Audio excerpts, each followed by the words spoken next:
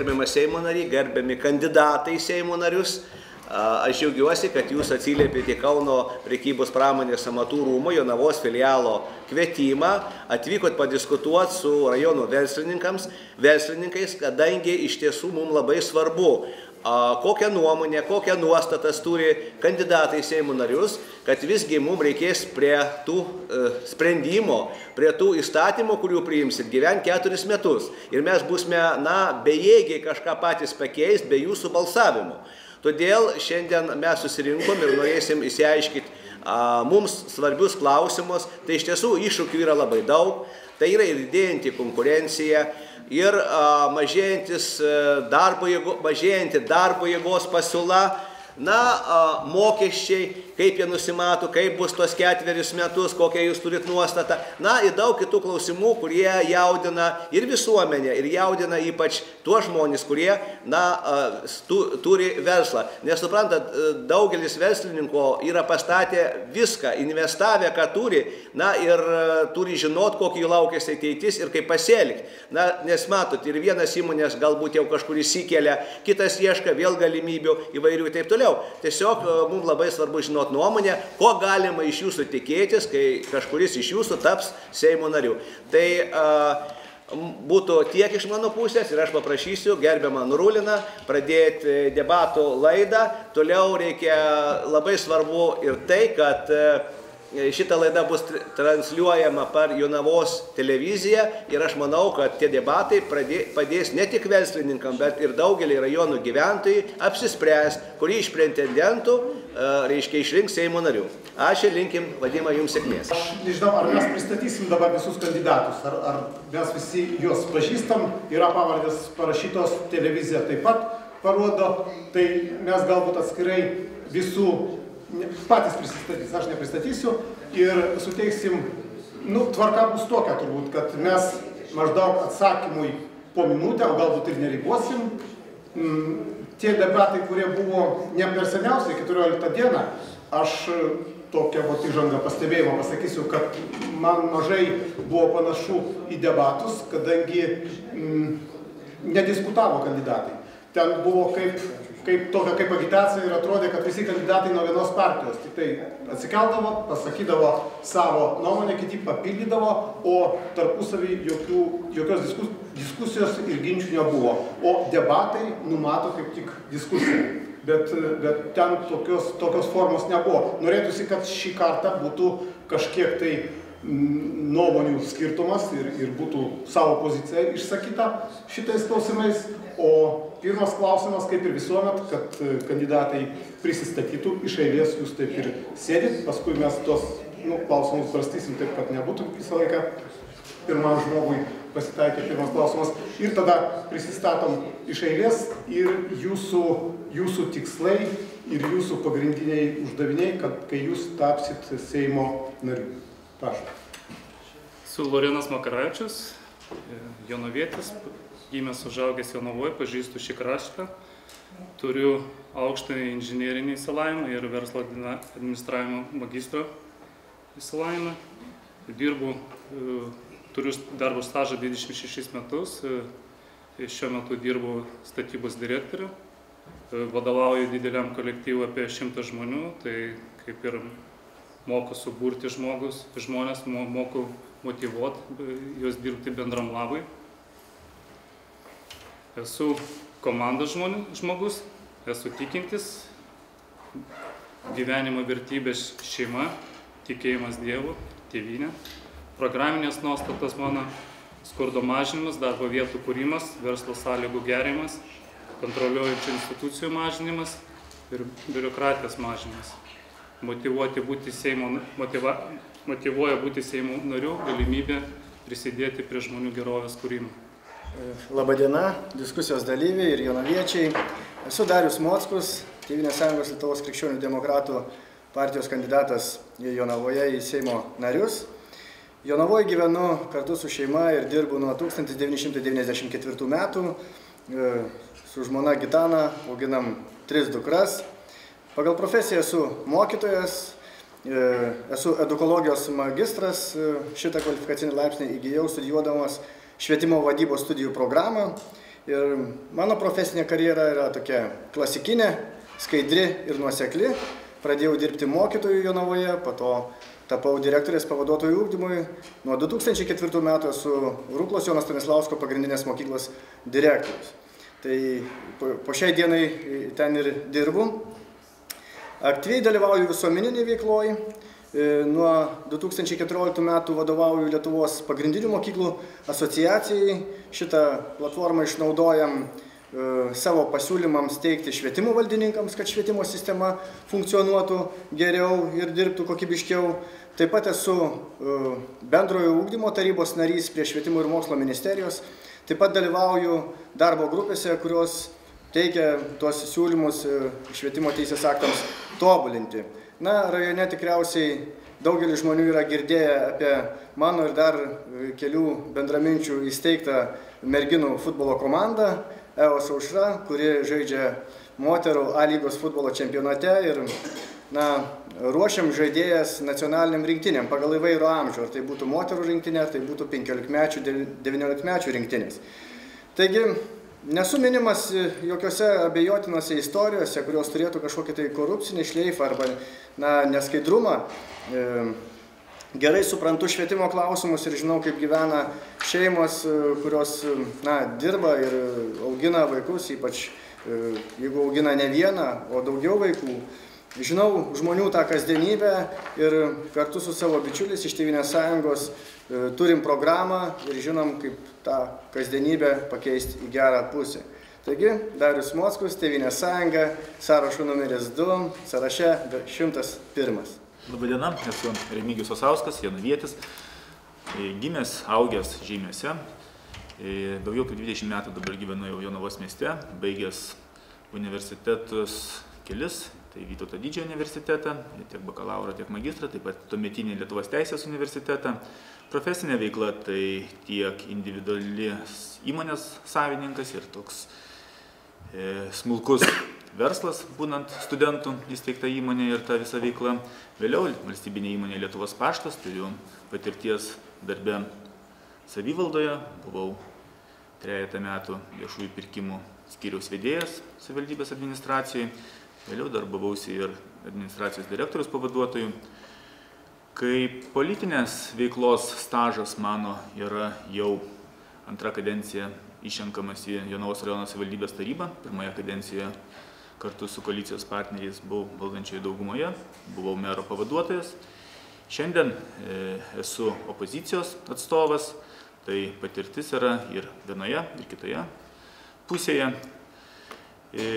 Patirtis yra ne vien tik tai darbas tarybos posėdžio metu, patirtis yra ir atstovavimas rinkėjų, tai reiškia, kad įsiklausimas ir teikimas sprendimo projektų, teikimas siūlymų.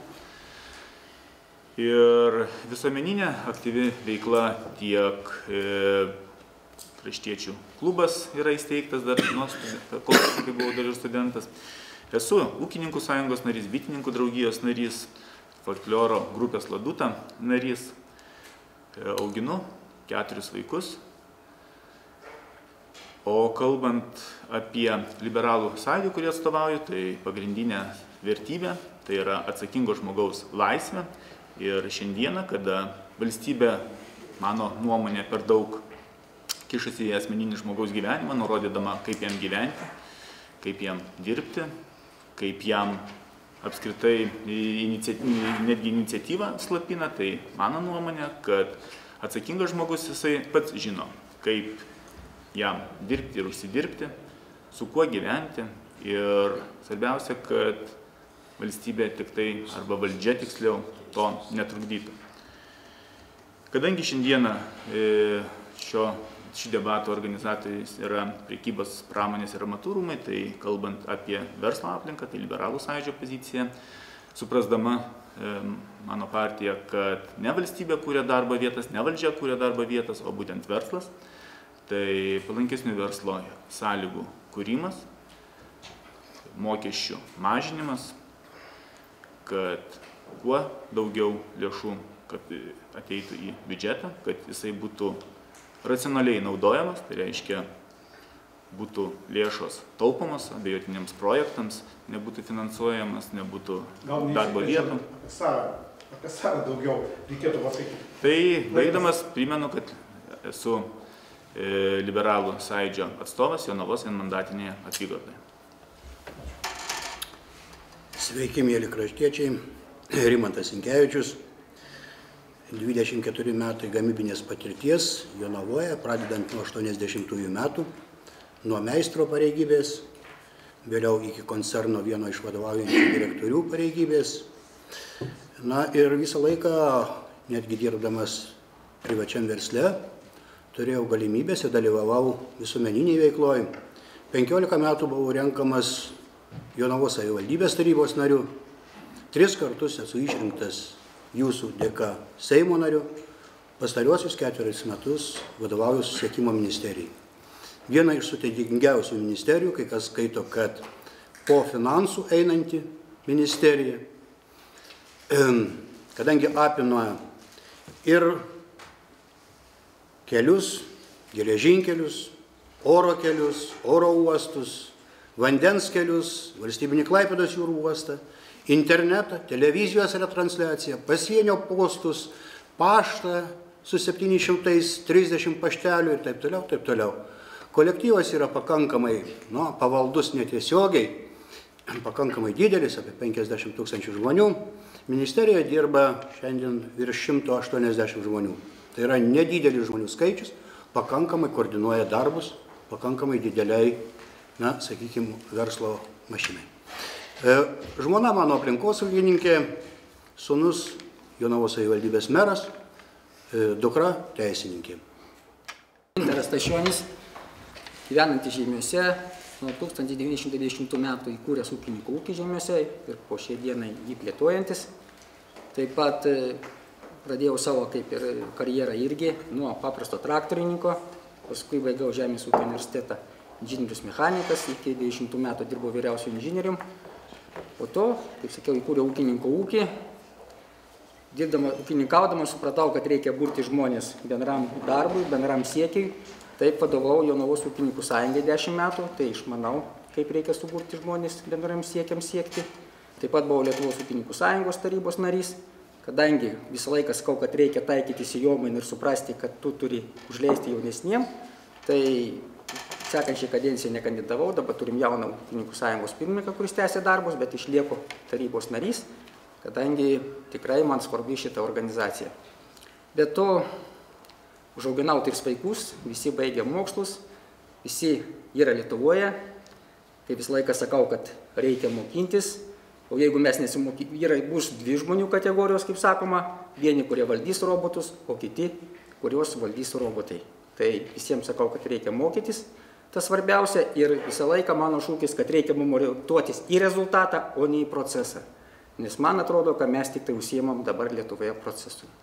Tai ačiū. Tai norėjau jūsų paklausti, čia nereikės po minutę atsakyti ten ir taip toliau, tik norėjau paklausti, kaip jūs įsivaizduojat ir kokį jūs norėtumėt matyti iš viso Seimo narį. Seimo narį kaip tokį, kokių kriterijų jisai turėtų jūsų manimų atitikti. Tai mano įsivaizdavimu ir koks turi būti Seimo narys, tai tas mano supratimas išplaukia iš mano vertybių. Tai yra, pirmiausia, jis turi dirbti sąžiningai žmonėm, visiems žmonėm, kurie už juos balsavo ar nebalsavo, kitaip tariant visai tautai. Nesijungti į jokias abejotinas koalicijas, kurios kažkokių tai siekia atskirų savo interesų, kurie tik tai naudingi vienai interesų grupiai, o ne visai tautai. Tai čia toks pagrindinis sąžiningas darbas. Sąžiningas, kruopštus darbas, negalint jėgų. Tai čia toks pagrindinis principas ir vykdyti tas nuostatas, ką tu esi pažadėjęs, nes dabar dažnai būna, kad prieš rinkimus tarsi prižadama ir daug, bet praeina 4 metai, žmonės vėl nusivilia ir sako, jūs kalbėjot, bet nepadarėt. Tai pažadus reikia tesėti, jeigu negalima įgyvendinti to, ką pažadėjai, tai geriau tada jau ir nežadėjai. Seimo narys tai yra tas, kuris sąžiningai vykdo savo kaip Seimo nario pareigas, kurios yra pagrindinės tai dvi, tai yra įstatymų leidyba bei atstovavimas rinkėjams. Ir manau, kad įstatymų leidybai, norint sąžiningai darbuotis, tai turi būti tiek ir teorinės žinios, tai yra kompetencija, tiek ir komandos darbas. Tai reiškia, kad iškėlus rinkėjų kažkokį tai klausimą, pasiūlymą, problemą, tai galbūt ir neužtenka šiai dienai iš karto pasakyti, kad ne, negalima, arba taip padarysiu, bet tai reiškia visos komandos darbas, palyginimas su kitų šalių patirtimi ir įstatymo projekto parengimas, diskutavimas, kad pasiektų šviesą. Atstovavimas rinkėjams tai nėra vien tik tai kostiumuoto Seimo nario priėmimas savo kabinete rinkėjų, ar tai dalyvavimas renginiuose. Seimo narys tai yra tas žmogus, kuris dalyvauja, ateina pas rinkėją. Nors ir esu tik tai tarybos narys, bet jau patirties turiu. Esu aplankęs beveik 4000 kiemų žmonių, kurie gyvena kaimuose. Esu aplankęs, tiksliau pasibeldęs, virš 6000 durų gyventojų, kurie gyvena mieste. Ir patikėkite, tai yra visiškai kitoks atstovavimas, kada bendrauji su žmogum atėjęs pas jį. Kada jis tave klausinėja, kamantinėja. Ir manau, kad tas Seimo narys, kuris sugeba tai padaryti, ir yra geriausias atstovas mūsų rajono gyventojų. Ačiū labai. Iš mano ilgametės patirties, lyginant 2000 metus, kada buvau pirmą kartą išrinktas į Seimą, ir štai 12 metais paskutinį kartą, lyginant Seimo kvalifikaciją, matau tam tikrą tendenciją į intelekto žemėjimą. Deja. Jeigu pradžiai tautą atstovavo labai iškilus mūsų visuomenės žmonės, patriotai, daug mokslo daktarų ir profesorių, tai kas kartą ta kokybinė sudėtis, net imant anketinius duomenis arba žmonių žinomumą viešoje erdvėje, ji tampa menkesnė. Seimo nario prestižas kas kartą mažėja. Mažėja turbūt dėl įvairių priežasčių. Ta rodo ir apklausos nuomonės, kad Seimas nėra labai prestižinė organizacija, ji yra turbūt 3 ar 2 nuo galo. Tai manau, kad paseka yra tame, kad vis dėlto daugelis susigundo Seimo narių patapę dažnai ir tampa dėl populistinių pažiūrų ir daugybės pažadų neįvykdomų. Drąsiai pasakyti, bijodami, o paskui, kai reikia vykdyti, jie iš tikro neįmanomi įvykdyti. Ir dar pasakysiu, kad Seimo narys vienas be komandos, frakcijos, jis nelabai ką gali nuveikti, gali bandyti, gal gali kada nors pasisekti, bet dažniausiai tai būna sudėtinga. Norėčiau priminti kai kuriems kolegams konstitucijos nuostatas, kad Seimo nario pareigos yra 2 išvardintos kaip pagrindinės: įstatymų leidyba ir vykdančiosios valdžios kontrolė. Taigi, šitiems dalykams turi būti ir skirtas didžiausias dėmesys. Kažkada aš idealistiškai mąsčiau, kai pirmą kartą išrinko, galvojau, kad Lietuvoje tokie blogi įstatymai ir dėl to žmonės labai blogai gyvena, visi nepatenkinti, vieni kitus skundžia ir taip toliau, pavydi ir taip toliau, taip toliau. Ir galvojau, kada jau pateksiu į Seimą, tada tuos bloguosius įstatymus, kaip tai paimsiu, sunaikinsiu ir sukursim tobulus, pasiremdami gyvenimo praktiką.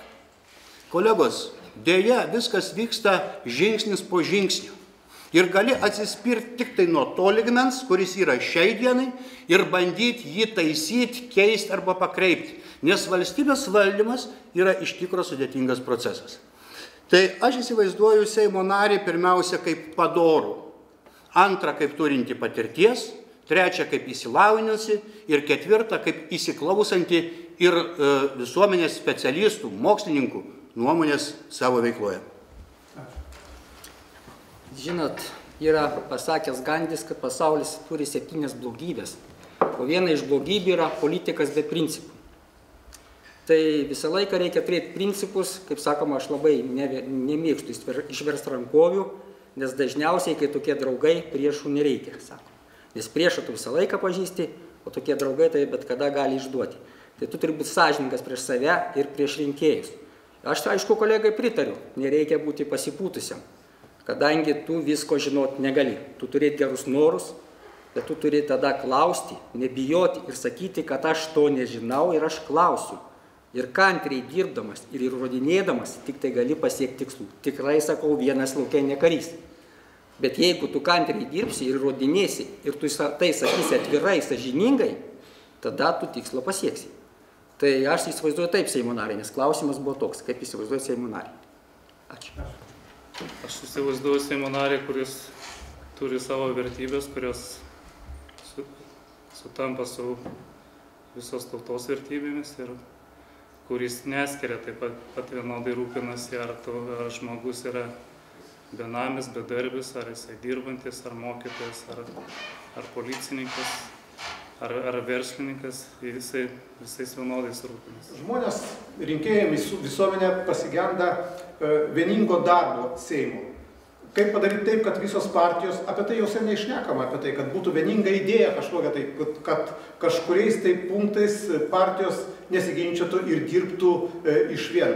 Kaip padaryti tą bendrą sutarimą tarp partijų, kad dirbtumėt, bent jau būtų viena programa, kuri būtų nekeičiama ir kurios siektų visos partijos, visa tauta. Aš pirmiausia, tai nemanau, kad taip turėtų būti, kad visų partijų nuostatos įvairiais klausimais būtų vienodos, tai tada ir nereikėtų visų partijų, būtų viena partija, tą mes turėjome ankstesniam laikotarpį.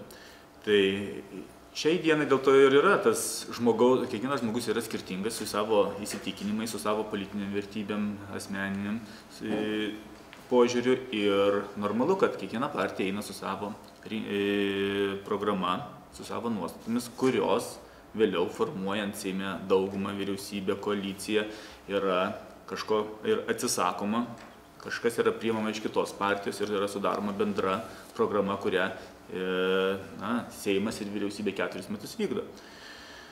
Tai nematyčiau bėdos, kad šiai dienai turim skirtingus požiūrius, tame ir yra demokratijos turbūt ir pagrindas, kad turim skirtingą požiūrį į kiekvieną klausimą. O kuris požiūris sulaukia daugiausia gyventojų pasitikėjimo ir pritarimo, tą parodo rinkimai. Norėčiau pasakyti, kad partijos gali susivienyti ir kai kada susivienyje. Ir susivienyje tik ekstremaliais atvejais. Tokių atvejų mūsų nepriklausomos Lietuvos arba siekyje kelyje į nepriklausomybę yra buvę. Pavyzdžiui, kova už nepriklausomybę, Sąjūdžio judėjimas suvienijo labai daug politinių jėgų ir intelektą ir visą kitą. Bet aš manau, kad kokių nors katastrofų, karo atveju, tas irgi turbūt, galbūt tuo klausimu suvienytų visas partijas. O šiaip tai, man mažai žinoma šalių, kur visos partijos turėtų bendrą, sakykime, kokią tai sukurtą programą. Gal Šiaurės Korėjai, žinau, kad gal Kinija, reiškia, ten parlamentas renkasi į metus 2 kartus po mėnesį, ten visi visuomeniniais pagrindais dirba, patvirtina įstatymus, kuriuos vyriausybė pateikia ir įsiskirsto visi. Gal to ir nereikia. Tokiu atveju atsirastų kita grėsmė, diktatūros grėsmė. Aišku, tai gal būtų labai racionalus kelias pirmyn ir labai konsoliduojantis. Bet diktatūros grėsmė, ar galim, reiškia, aukoti demokratiją vardan, kaip pasakyti, spartesnio žengimo kuria tai linkme ir nežinia, ar ji teisinga, ar ji pakankamai išdiskutuota, ar jai pakankamai pritarta. Taip, kad aš čia, mano požiūris yra būtent toks. Matot, teko daug skaityti, kadangi kaip jau sutikau kandidatuoti, Valstiečių žaliųjų sąjungai sutikau kandidatuoti į Seimą Jonavos 6 apygardoje, gyvenimas mano truputį pasikeitė. Net netruputį. Labai daug pradėjau laikos skirti skaitimui ir analizavimui. Aš turiu tokią praktiką, jeigu aš ko nežinau, kaip pirmą sakiau, klausk ir tau bus atsakyta. Ir aš pradėjau klausti literatūros, mokslininkų, visko, žiūrėti, kas įdėjo šitokioj duobėj. Ir yra šalis Europoje, kuris įdėjo toj duobėj ir kuris susitarė. Airija turėjo 60% ES vidurkį 85 metais ir 103 skolą valstybinį. Ir ką jūs galvojate, Airijai padarė? Ten parašyta, susėdo partijos ir susitarė. Jos susitarė, kad ten trukdys viena kita ekonominių reformų, kadangi tikslas yra, kai sakiau, svarbiausia rezultatas, o ne procesas. Ir jos susitarė. Ir dabar Airija turi 130% nuo ES vidurkio. Ir mes matom, kaip Airijoje gyventojų skaičius didėja, kaip šalis pasidarė iš bananų respublikos keltų tigrų. Čia ekonomist cituoju. Tai matot, aš irgi būsiu tas žmogus, atsiprašau, aš sakiau, kad aš būsiu tas žmogus, kuris nežiūrės, jeigu ir opozicijoje bus, kaip sako valstiečiai žalieji, nei su darbo partija į koaliciją. Nesvarbu, jeigu bus darbo partijos pasiūlymas geras, ir sakys, Gintarai, tu mus parem, ir aš tikrai, man bus įrodyta kompetitingai, kad tas siūlymas geras, aš jam tikrai pritarsiu, nors ir būdamas jo oponentas. Nereikia bijoti ir tikrai garbė pasidalinsiu. Nesakysiu, kad čia mes padarėm, taip ir pas mus darosi, mes nesusivienėm tokiam tikslu. Yra, sakot, nėra tikslo Lietuva, yra. Mes dabar esam pagal jungtinės tautas ir Europos komisija labiausiai nykstanti tauta pasaulyje, net ne Europoje. Tai vat, prašom, susivienyti mums reikia ir turime tikslą, dėl kurio turim vienytis. Kolegai ir ginčiuose ir debatuose, kaip gimsta tiesa, bet svarbiausia, kad būtų bendras tikslas ir visos partijos susivienytų, turėtų vieną tikslą, kaip šiuo metu, kaip yra saugumo klausimai, kaip dabar demografinė situacija, gimstamumo mažėjimas, emigrantų sugrąžinimas. Svarbu, kad šitais esminiais tokiais, kurie rūpi valstybei, nuo kurių klausimų priklauso tolimesnis sėkmingas valstybės gyvenimas, svarbiausia šitie klausimai, kad šitais klausimais valstybės susitartų. O ten visą laiką reikalingi debatai, visą laiką tas minčių išdėstymas, visada jisai turi būti ir visada reikalingas. Tai, gerbiamas Vadimai, aišku, toks klausimas labai idealistiškas, viena nuomonė, viena programa. Tai aš visgi pritarčiau minčiai, kad nuomonių įvairovė yra privalumas, o ne trūkumas. Ir šitam Seime, ir ankstesnėse kadencijose tikriausiai ne vieną kartą Seimo nariai yra įrodę, kad įvairiais klausimais gali tartis ir susitarti. Žymiai blogiau, jeigu susitarimus lemia kažkokios tai siauros interesų grupės. Štai čia didžiausias kliuvinys, kur aš matau valdžios struktūrose, kaip šitą išgyvendinti. Tai, tikriausiai kai kuriuose institucijose reikėtų kuo mažiau politikų įsikišimo, kad, tarkim, vyriausia rinkimų komisija formuotų ne partijų atstovai, o nepriklausomi kažkokie tai žmonės, kad valstybinės įmonės valdytų, sakykime, irgi neparankų žmonės, o nepriklausomos valdybos, pasiremiant geriausią užsienio praktiką. Tai kuo toliau tas siauras interesų grupės reikia atitolinti nuo valstybės valdymo, tegu jie daro savo verslą ar kažkom tai kitų užsiima ir skaidrinti visą šitą politinę aplinką. Tai tuomet ir tie tikslai, kuriuos čia per rinkimus daugelis deklaruojam, pasieks paprastą pilietį, paprastą Lietuvos pilietį, kuris dėja šiandien gana sunkiai gyvena. Aš norėjau papildyti. Seimas nėra uždara erdvė. Yra lobizmo įstatymas. Jis yra leidžiamas. Ir bendrauti Seimo nariui bet kokiu atveju teks ir su verslininku, ir su asociacija kokia nors, ir su nevyriausybinė organizacija, ir vadovais, ir moterų organizacijom, ir jaunimo. Ir tai yra normalu ir nereikia užsidaryti kokiam tai narvelį, kad mes va čia Seime, gal man toks įspūdis susidarė, dar jau paties pasakė, bet, aiškia, tas yra leistina, tas yra normalu. Šiai dienai yra nenormalu kai kas dabar vyksta. Pavyzdžiui, susitikimas su verslininku, arba susitikimas su meru ministro, arba susitikimas dar kokio nors valstybės pareigūno su verslininku, jau traktuojama kaip prekyba poveikiu.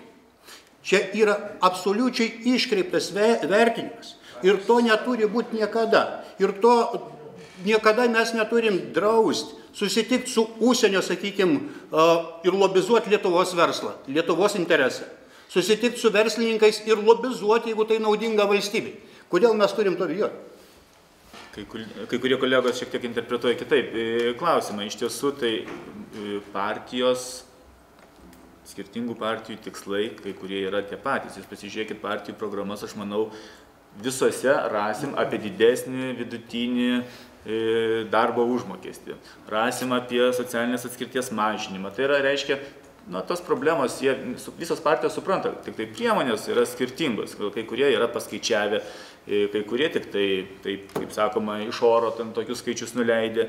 Tai aš manau, kad nereikia taip sakyti, kad jau čia mūsų partijos skirtingai galvoja ir ten skirtingi labai yra tikslai. Tikslai yra nemažai dalis. Panašių tokių, tik tai priemonės skiriasi, o kitas dalykas, kaip ir sakiau. Tai šioje vietoje tas ir yra, kad koalicijos yra daromos su, panašiai galvojančiam partijom arba, kai kur galima padaryti tam tikras nuolaidas, bet pagrindinių vertybinių nuostatų, aš manau, neįsižadėtų. Sudėtinga būtų susijungti su skirtingom vertybiniam nuostatoms kelioms partijoms. Tai be jokios abejonės bendrauti su investuotojais, tai arba su verslu ir išklausyti jų nuomonę, tai čia netgi Seimo nario vienas iš darbų, bet juk iš nūdienos pavyzdžių mes matom, žmonės mato kitus pavyzdžius, kai atsiranda lygesni tarp lygių. Ar tai būtų viešieji pirkimai, ar dar kažkas. Kodėl tada tokios istorijos iškyla, jeigu nėra tų interesų grupių kovos? Va čia yra blogybė. Tai ar ten, nupirko vienas prekes vienaip, ar kitaip, reiškia, neįvyko viešasis konkursas taip, kaip turėjo įvykti. Štai kur problema yra, o ne ten bendrauti ar nebendrauti. Žinoma, Seimo narys jis yra tautos atstovas, jis turi bendrauti su visais. Tačiau tokių atvejų, kaip nuskambėjo čia šiais pastaraisiais metais, tai tą visą politinę aplinką gadina ir dar didina žmonių nusivylimą apskritai valstybę. Tas, mums kaip mažai tautai yra labai pavojinga. Praeitam susitikime jūs daug kalbėjote apie migraciją iš Lietuvos. Šį kartą aš norėčiau paklausti, kaip mums sutvarkyti vidinę migraciją. Turime omeny, kai dauguma jaunimo traukia iš rajonų, ne tik tai užsienį, bet ir čia viduje į didmiesčius. Kaip spręsti šitą problemą? Dabar pradėsim turbūt nuo Rimanto Sinkevičiaus. Iš tikro yra ir išorinė migracija, ir vidinė migracija. Dėl išorinės migracijos mes aptarėm ir, žinau, mano nuomonė po to aptarimo ir diskusijos nelabai pasikeitė. Aš tame matau dvi priežasčių grupės išoriniai migracijai. Tai yra ekonominio išsivystymo lygio skirtumai, kas žmogų verčia persikelt į turtingesnės valstybės ir daugiau uždirbti. Antras dalykas, ta aplinka moralinė, sakyčiau, kuri šiai dienai susiformavus veikiant įvairiom institucijom. Susiformavo, kad pas mus Lietuvoje viskas absoliučiai blogai. Nieko nėra gero. Mes užsiėmėm savinieką. Kad ką nors ir gero padarom, vis tiek randam arba žiniasklaidoje visada pavadinime bus skandalingas pavadinimas ir visada ne į gerą.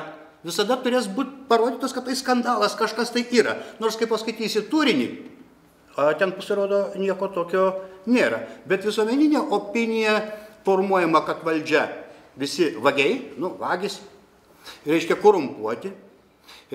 Pradedant policininkais, gydytojais, baigiant Seimo nariais, ministrais ir ką tik nori, kad pas mus niekas nieko nesugeba suplanuoti, pastatyti, sukurti, ką nors gero, nors užsienio, sakykime, verslininkai atvažiavę į Lietuvą politikai stebisi mūsų tam tikrą pažangą. Dėl vidinės migracijos. Žinoma, tai irgi problema. Susikuria visą eilę socialinių dalykų ir miesto plėtros programų. Jeigu visi iš kaimų pradės emigruoti į Vilnių, Kauną ar kitus didesniuosius miestus, tai irgi tame reikale bus sukeltos ir netolygumas gyventojų pasiskirstimo, kas ekonomikai atsilieps, sukels tuose miestuose socialinės problemas. Aš galvoju, kad reikia didinti finansavimą. Didinti finansavimą regionam ir toks yra sprendimas priimtas. Bent jau 10% padidinti europinės paramos regioninės, didinti finansavimą vietos veiklos grupių, skatinti bendruomenės, netgi galvot apie seniūnijų biudžetus ir apie bendruomenių finansavimą. Na ir žinoma, regionuose vystyti infrastruktūrą. Žviruotų kelių miesteliuose neturi likti. Na nieko nepadarysi, nes niekas šiai dienai nenori gyventi gyvenvietėje, kurie apdulka langai, užuolaidos ir vaisiai. Niekas nevystys ten tuose kaimuose verslo, jeigu ten nėra interneto, nėra galimybės, sakykime, gauti pakankamą elektros energijos kiekį, nėra vandentiekio ar panašiai ir panašiai. Kitaip sakant, infrastruktūrai turi būti dedamas kaip prioritetas palyginus su miestu tam, kad ten gerėtų ta infrastruktūra. Tai kito kelio nėra. Apie vidinę migraciją, apie išorinę, tai atskiras klausimas ir apie ją galima kalbėti daug, bet jeigu apie vidinę migraciją, tai pirmiausia, aišku, yra du tos būdai. Pirmiausia, turim skatinti pačią savivaldą, kai jinai norėtų vystyti verslą. Tai aš vienu dalyku supratau, tai čia mokesčių politika ir kad mes dalį pelno mokesčio vis dėlto turim skirti savivaldai. Dabar visas pelno mokestis eina į centrą, ten paskui perskirstom, bet aišku, čia reikėtų tada su gyventojų pajamų mokesčių, bet tada savivalda žinotų, kad jeigu mes padedam įmonėm kurtis, dalis pelno mokesčio liks savivaldai. Tai čia turbūt tiesioginis toks interesas. Dabar jeigu šnekant apie investicijas, turbūt jau reikia susiskaičiuoti, kiek mums reikia tų kultūrnamių, kiek mums reikia tų šaligatvių, nes mes taip pat skelbėm konkursą, tiesiam šaligatvį, meras perkirpa juostelę ir jau mes jau investavom į mūsų pavadinamą provinciją. Bet aišku, tai jeigu bus, kaip sakė, tikrai sutinku su kaimynu, jeigu ten, aišku, bus dulkės ir taip, tai tu ten irgi nieko neprikviesi. Tai čia dabar išeina tada daug klausimų susiveda į tai. Švietimas. Jeigu mes mokytojams, kurie dirba kaime, nemokėsim normalių atlyginimų, tai reiškia, ten mes neturėsim normalių mokytojų. O tėvaigi žino, vaikai tai yra jų turtas. Nes ką žmogui svarbiausia? Sveikata ir vaikai. Kiti klausimai yra antraeiliai pagal ten bet kokias teorijas. Tai jeigu mes negalim suteikti vaikam tinkamo išsilavinimo, tinkamo darželio, tinkamo to, kur tinkami specialistai dirba, tai reiškia mes nieko irgi nepasieksim. Tam yra, reikia gal baigti su tais krepšeliais, nes kaimo mokyklom tai liaudiškai tariant kapai, o reikia skirti pinigų taip jau kaip numatom, kiek reikia. Ir mokytojams reikia mokėti jau vėl grįžti prie etatinio mokėjimo. Mokėti už etatą, kadangi tų mokinių kaimo mokyklose nesurinksim ir kaip ten irgi vėl sutinku, stepas paskui stepą, žingsnelis po žingsnelio ir mes kažką pasieksim, nes vis dėlto tai yra procesas jau ne revoliucinis, tai evoliucinis procesas ir reikia evoliucionuoti to. Tai sakau, čia vienas kelias, kad savivaldai. Antras kelias, aišku, jau yra, tai sakiau, jeigu jau mes skirsim didesnės europinę paramą, reikia labai gerai ir sudėlioti prioritetus ir ką mes juos skiriam.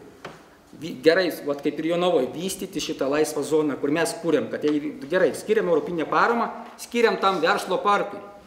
Gerai, atvažiuos investuotas, verslo parkas, parodom Dilgėlyno lauką 20 hektarų, rašom, kelias ten, dujos, ten, elektra, tai bus. Tai jeigu mes atvažiuojam, elektra, dujos, kelias, viskas, ir kviečiam. Ir aišku, ten turi dirbti savivalda, sakau, turi dirbti savivalda, turi būti grinai, pilnai. Dabar elektronika aš paspaudžiau Vašingtone, Jonava, viskas, infrastruktūra. Paskambinau Dublinė, infrastruktūrą tą pažiūrėjau, paskambinau Australijoje, Naujojo Zelandijoje, kur nori, dabar viskas vyksta akimirką. Dabar atstumai sumažėjo labai, tai turim suinteresuoti, pirmiausia, vėl grįžtų, suinteresuoti savivaldą. Visais įmanomus būdais, kelis sakiau. Vyksta natūralūs procesai, jeigu visi žmonės važiuoja kur geriau, jeigu kaime nėra darbo, nieko nei pramogų nėra, tai visi važiuoja kur yra darbo, kur yra pramogų. Tai norint, kad nevažiuotų, tai reikia visą tą gerbuvį sukurti tose vietovėse. Tai reikia pirmiausia investuoti tai.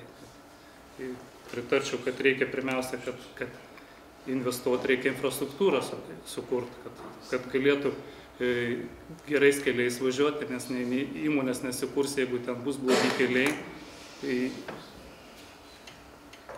nebus ten sąlygų verslui, tai pirma prasideda nuo to, paskui reikia jau, kad būtų stiprios savivaldos, kad žmonės galėtų kurti smulkų verslą, kad galėtų gauti lengvatinės sąlygos tam kurti. Kai sukursim šitą visas geresnės sąlygas ir gyvenimas kaimuose priartės gyvenimo sąlygų miestuose, tai nebus žmonėms su poreikiu iš ten važiuoti. Tai klausimas čia labai paprastas, bet tuo pačiu ir sudėtingas. Žmonės uždirba mažai, jų darbo jėga yra menkai tai įvertinta. Jie mano, kad tikrai daug sveikatos ir savo darbo įdeda tam, kad tą minimalią algą uždirbtų. Gerai, kad jeigu kažkiek tai daugiau. Tai iš čia yra pagrindinė priežastis, dėl ko ir viduje žmonės į didmiesčius kraustosi, ypač jaunimas, ir dėl ko išvažiuoja į užsienį. Tai yra žmonių pajamos. Mes privalom visi, ir man tai smagu, kad praktiškai visų partijų, kurios turi programas, yra parašyta didinti žmonių pajamas. Tėvynės sąjunga taip pat tai numato per mokesčių politiką.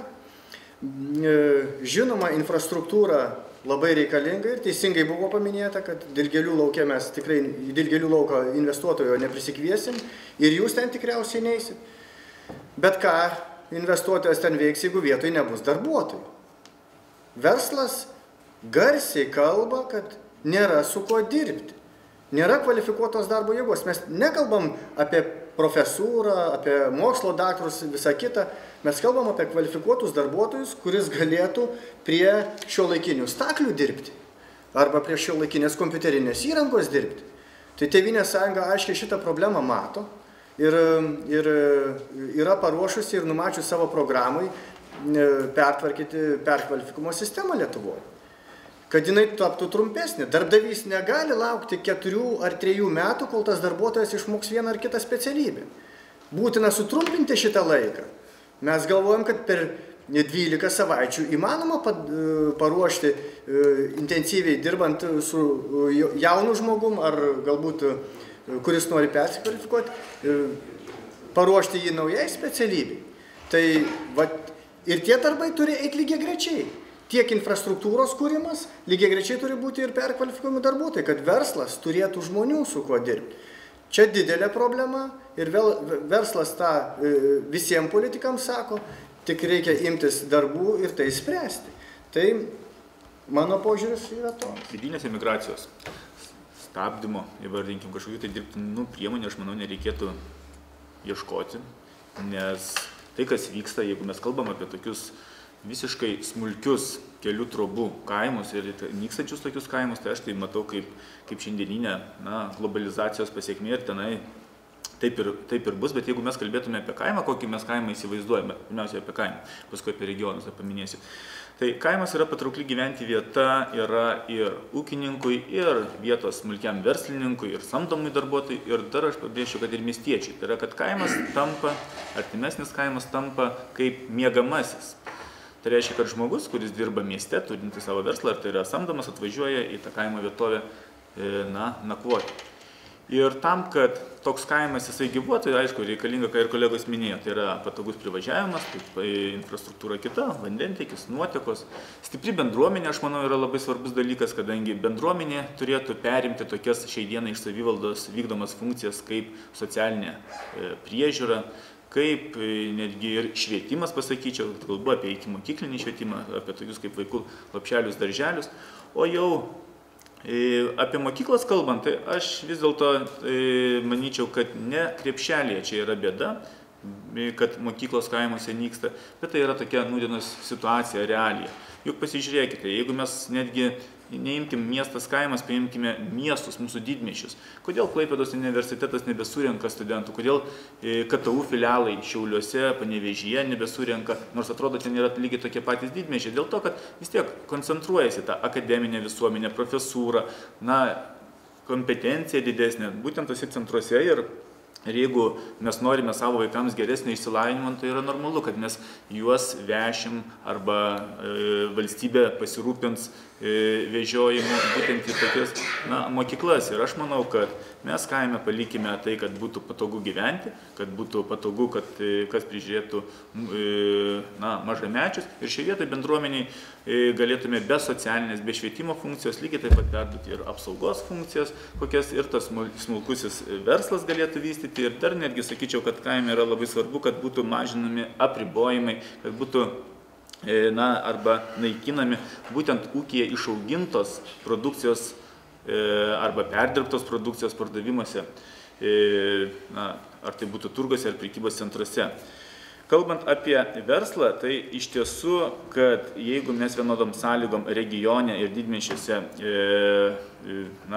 siūlysime verslui, tai faktas, kad kaimo vietovėje, kurioje kvalifikuotas, kaip ir vėl kolegos minėjo, jėgos yra gerokai mažiau arba jos nėra, tai ką tuomet statyti gamybos įmonė ir vežioti iš didmiesčios autobusus samdytų darbuotojus. Šioje vietoje verslininkas tikrai neinvestuos į tokį dalyką, jeigu nebus tam tikrų sąlygų. Gal čia šitoje vietoje norėčiau patikslinimų, kadangi mokykloje dirbu ir kaimo mokykloje, ne miesto, tai buvo pradėta kalbėti apie mokyklas, paskui apie universitetus ir didmiesčius. Ne visai supratau, ar iš visų kaimų taip ir vežioti tuos vaikus? Ar mes neturim galvoti, kad bent jau seniūnijoje po vieną kažkokią švietimo įstaigą, daugiafunkcijų centrą turėtų išlikti?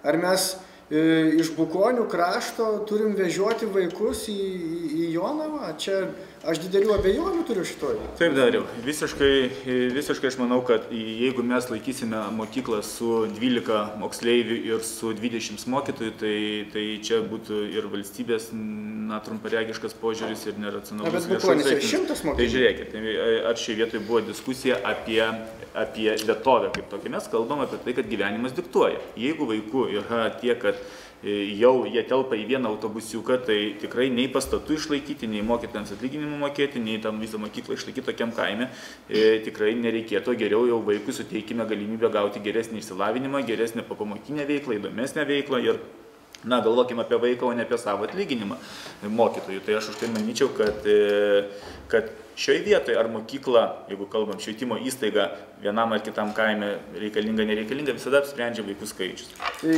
visgi Jonavoje optimizuotas mokyklų tinklas, ar dar čia kažką reikia daryti? Aš norėčiau replikuoti.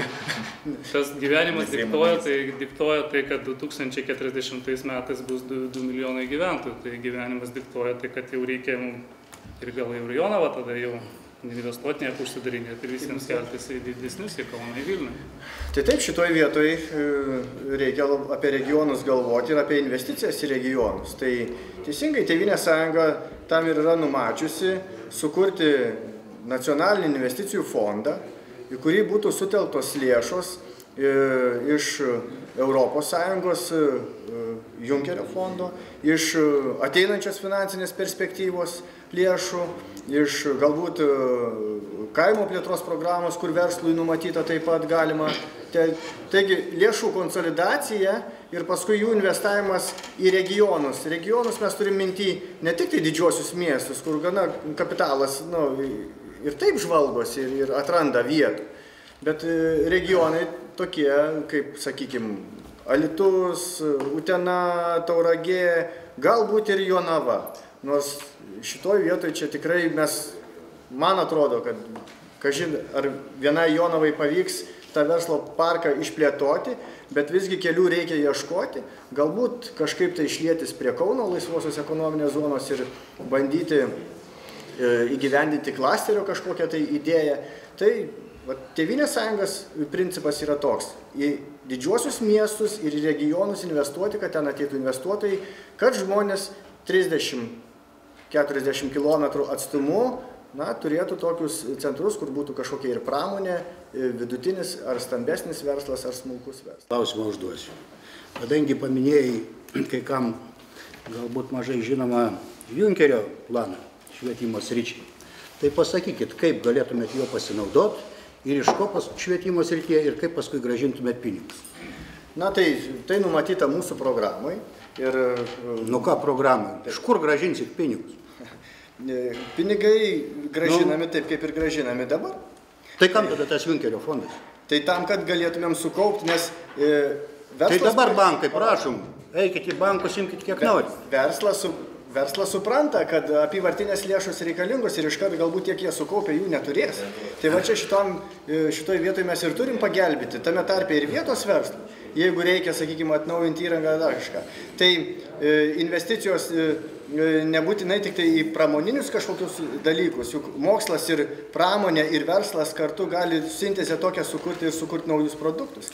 Tai žinoma, čia nesu gilus specialistas šitoj vietoj, bet manau, kad mūsų programos rengėjai šitą klausimą yra išanalizavę ir neveltui programais parašyti. Žinote, aš dar tik taip dadėsiu vieną sakinį, jau neoponuosiu. Junkerio fondas nieko nesiskiria nuo bankinės palūkanos. Vienintelis dalykas, kad iš jo paėmus pinigus neužsiskaito kaip valstybės skola, bet juos vis tiek reikia grąžinti. Tai verslas niekas nesinaudoja to Junkerio fondu. Verslas eina į bankus, dabar bankinės palūkanos nėra didelės, reiškia, ir ima ten paskolas. Valstybė galbūt galėtų paimti iš to Junkerio fondo kiek tai pinigų, tas neužsiskaitytų kaip valstybės skola, o dabar mes turim finansinės disciplinos tą įstatymą ir Lietuva nepapultų po tam tikrais negatyviais reiškiniais, bet iš esmės Lietuva netranda, kaip reikės sugrąžinti tuos pinigus, nes vis tiek juos reikės sugrąžinti, jų niekas nedovanos. Visą laiką kiekvieną idėją bandau savo patikrinti ir jeigu aš kam šneku, tai ir su ta bendruomenė bandau patikrinti. Tai mane kartais sudurnina, sako, šitaip nebus.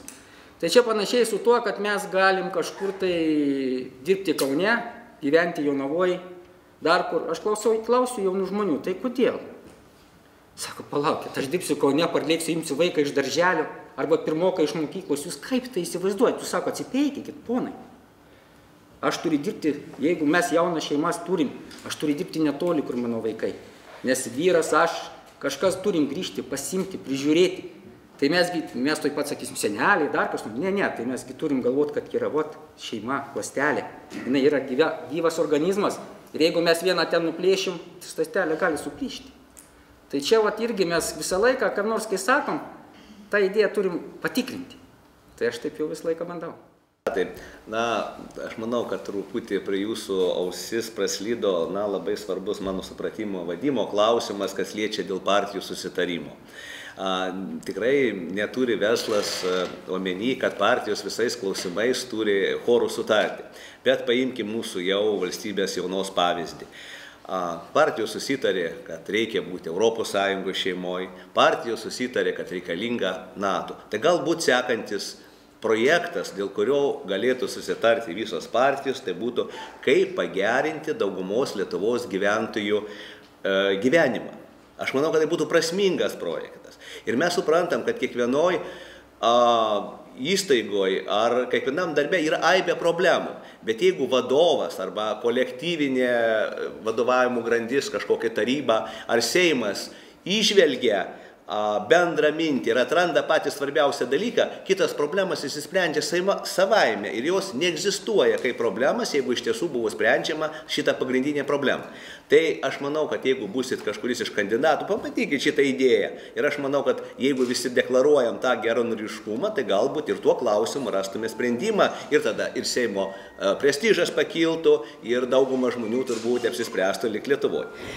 Kitas klausimas, vėlgi čia apie infrastruktūrą. Aš nesakau, kad infrastruktūra yra nesvarbu arba labai blogai, bet iš tiesų jau ne tas Lietuvoje svarbiausia. Aš jau trečią dešimtmetį dirbu versle, mes augame metus po 20%. Ir kada važiuoja pas mani partneriai, sako, jeigu reikia pinigais, mes padėsim. Reiškia papildomų sakymą duosim. O tu sugebėsi rasti reikiamus kvalifikacijų žmonių? Klaus, ir sugebėti. Žinoma, sako mes taip. Tai iš tiesų jau net ir užsienį ta problema yra žinoma, kad pas mus reikiamos kvalifikacijos žmonių yra stoka. Kitas dalykas, sako, per 3 mėnesius paruošti. Per 3 mėnesius specialistą turbūt tikrai neparuošime, bet per 6 mėnesius ir jau dabar daroma yra pameistrystės programa ir mes jau dalyvaujame nuo rugsėjo mėnesį, mes 10 specialistų ruošim mūsų Politechnikos mokykloje, ko reikalinga. Tai Ir iš tiesų yra labai nebloga programa, įmonė moka studentams stipendijas 400 eurų, darbo birža finansuoja jų mokslą ir tikrai mes tam tikrą kiekį žmonių pasiruošę. Tai čia jau, kaip sakant, tie žingsniai yra padaryti. Bet vėlgi, čia buvo jau teisinga tokia mintis nukreipta, kad tiesiog, reikia žmogui ir to darbo. Bet dabar žiūrėkim, ar savivaldybės, ar visos savivaldybės rodo tą gerą norą prisidėti prie darbo vietų kūrimo. Aš manau, kad ne. Kodėl? Todėl, kad jos nesuinteresuotos. Bet jeigu būtų pakeistas gyventojų pajamų mokesčio ir pelnų įstatymas, kada reiškia, tie pinigai eitų ne nuo gyvenamos vietos, bet nuo sukurtų darbo vietų, tai žinoma rezultatas turėtų būti geresnis. Šiuo atveju Jonava nenaudinga, bet jeigu mes galvosime tik apie savo kraštą, mes nieko nenuveiksime. Mes turim, mūsų kraštas tai yra visa Lietuva.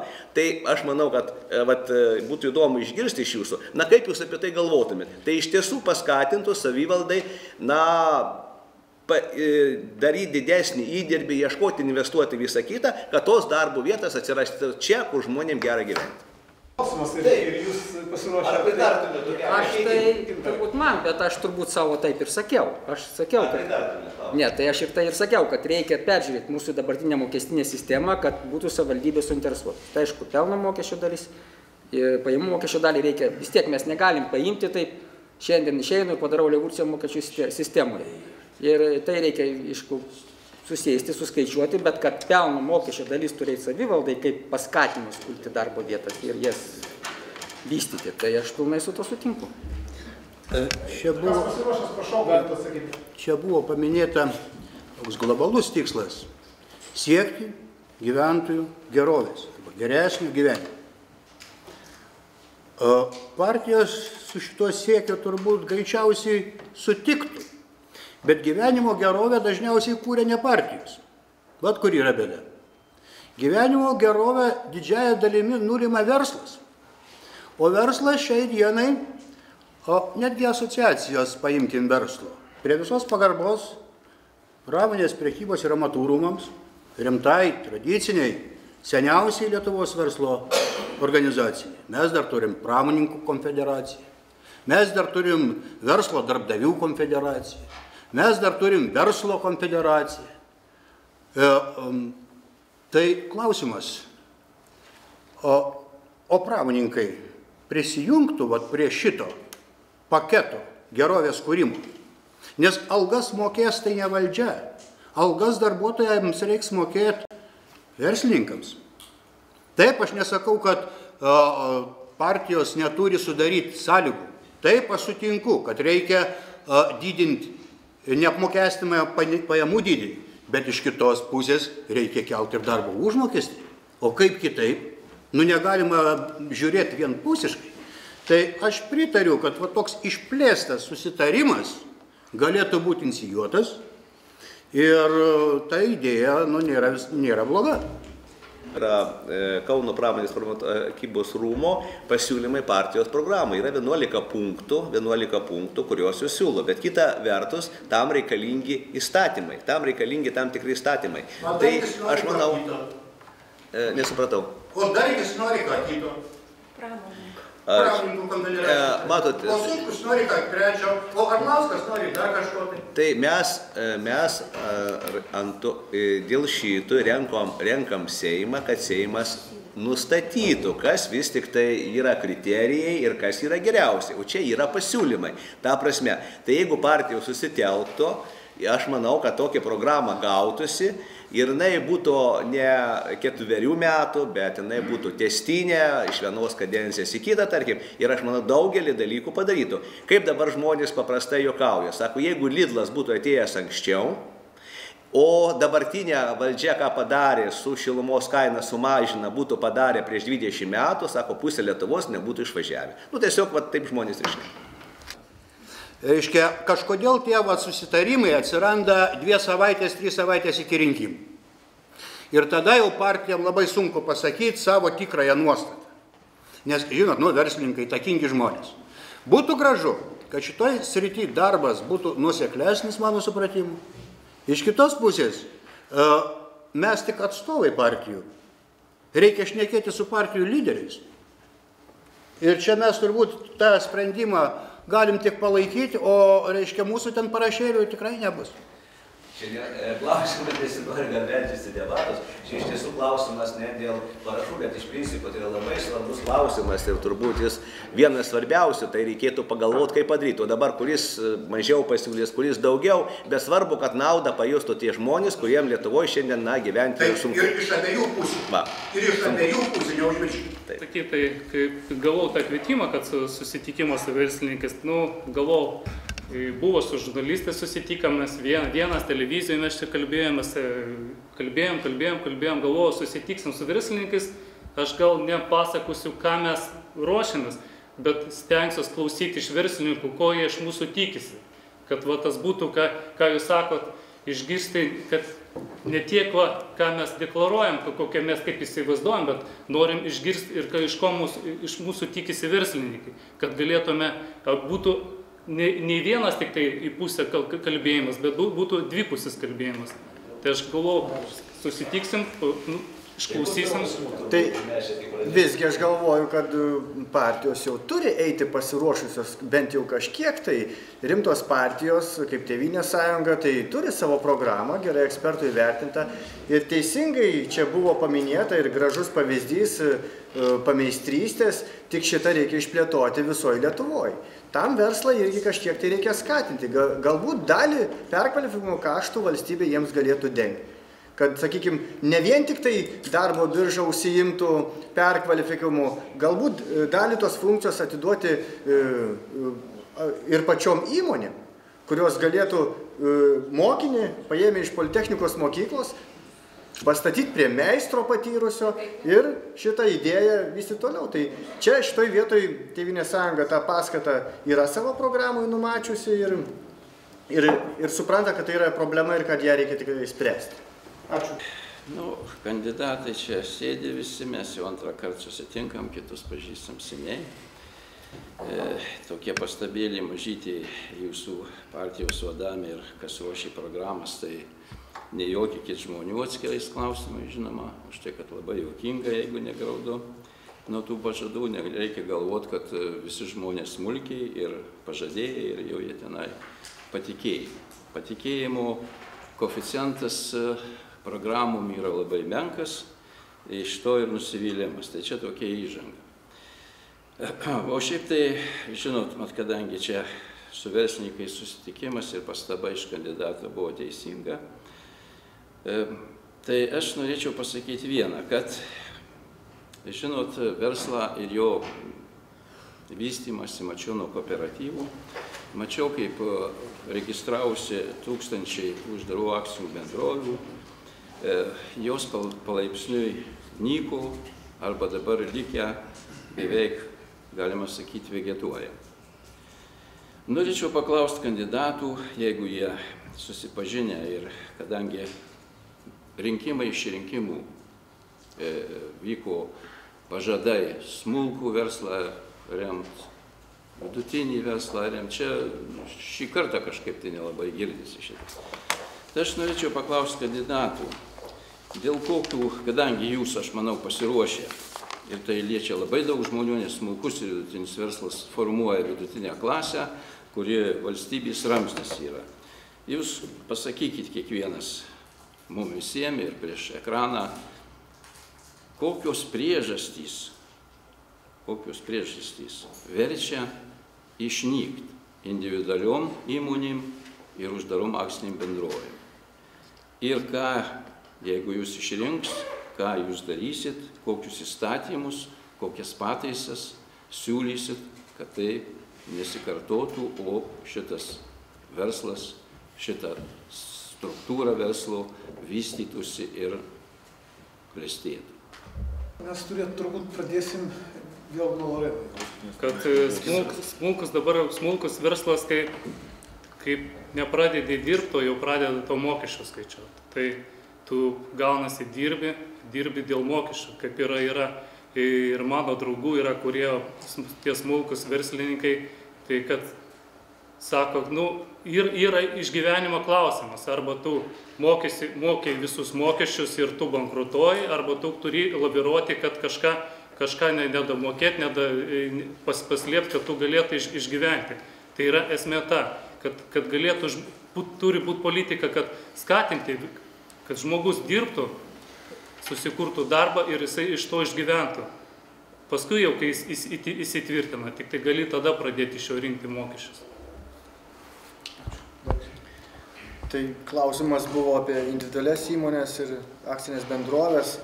Tai esu švietimo srities specialistas ir tikrai rinkėjams turiu pasakyti, nesu kažkoks finansų ekspertas, bet mano kaip paprasto gyventojo nuomonė ir kaip man atrodo, kad Lietuvoje iš tikrųjų susidarė tokia situacija, kai stambus ir labai stambus verslas smulkiuosius ir vidutinius išstumė į pašalius.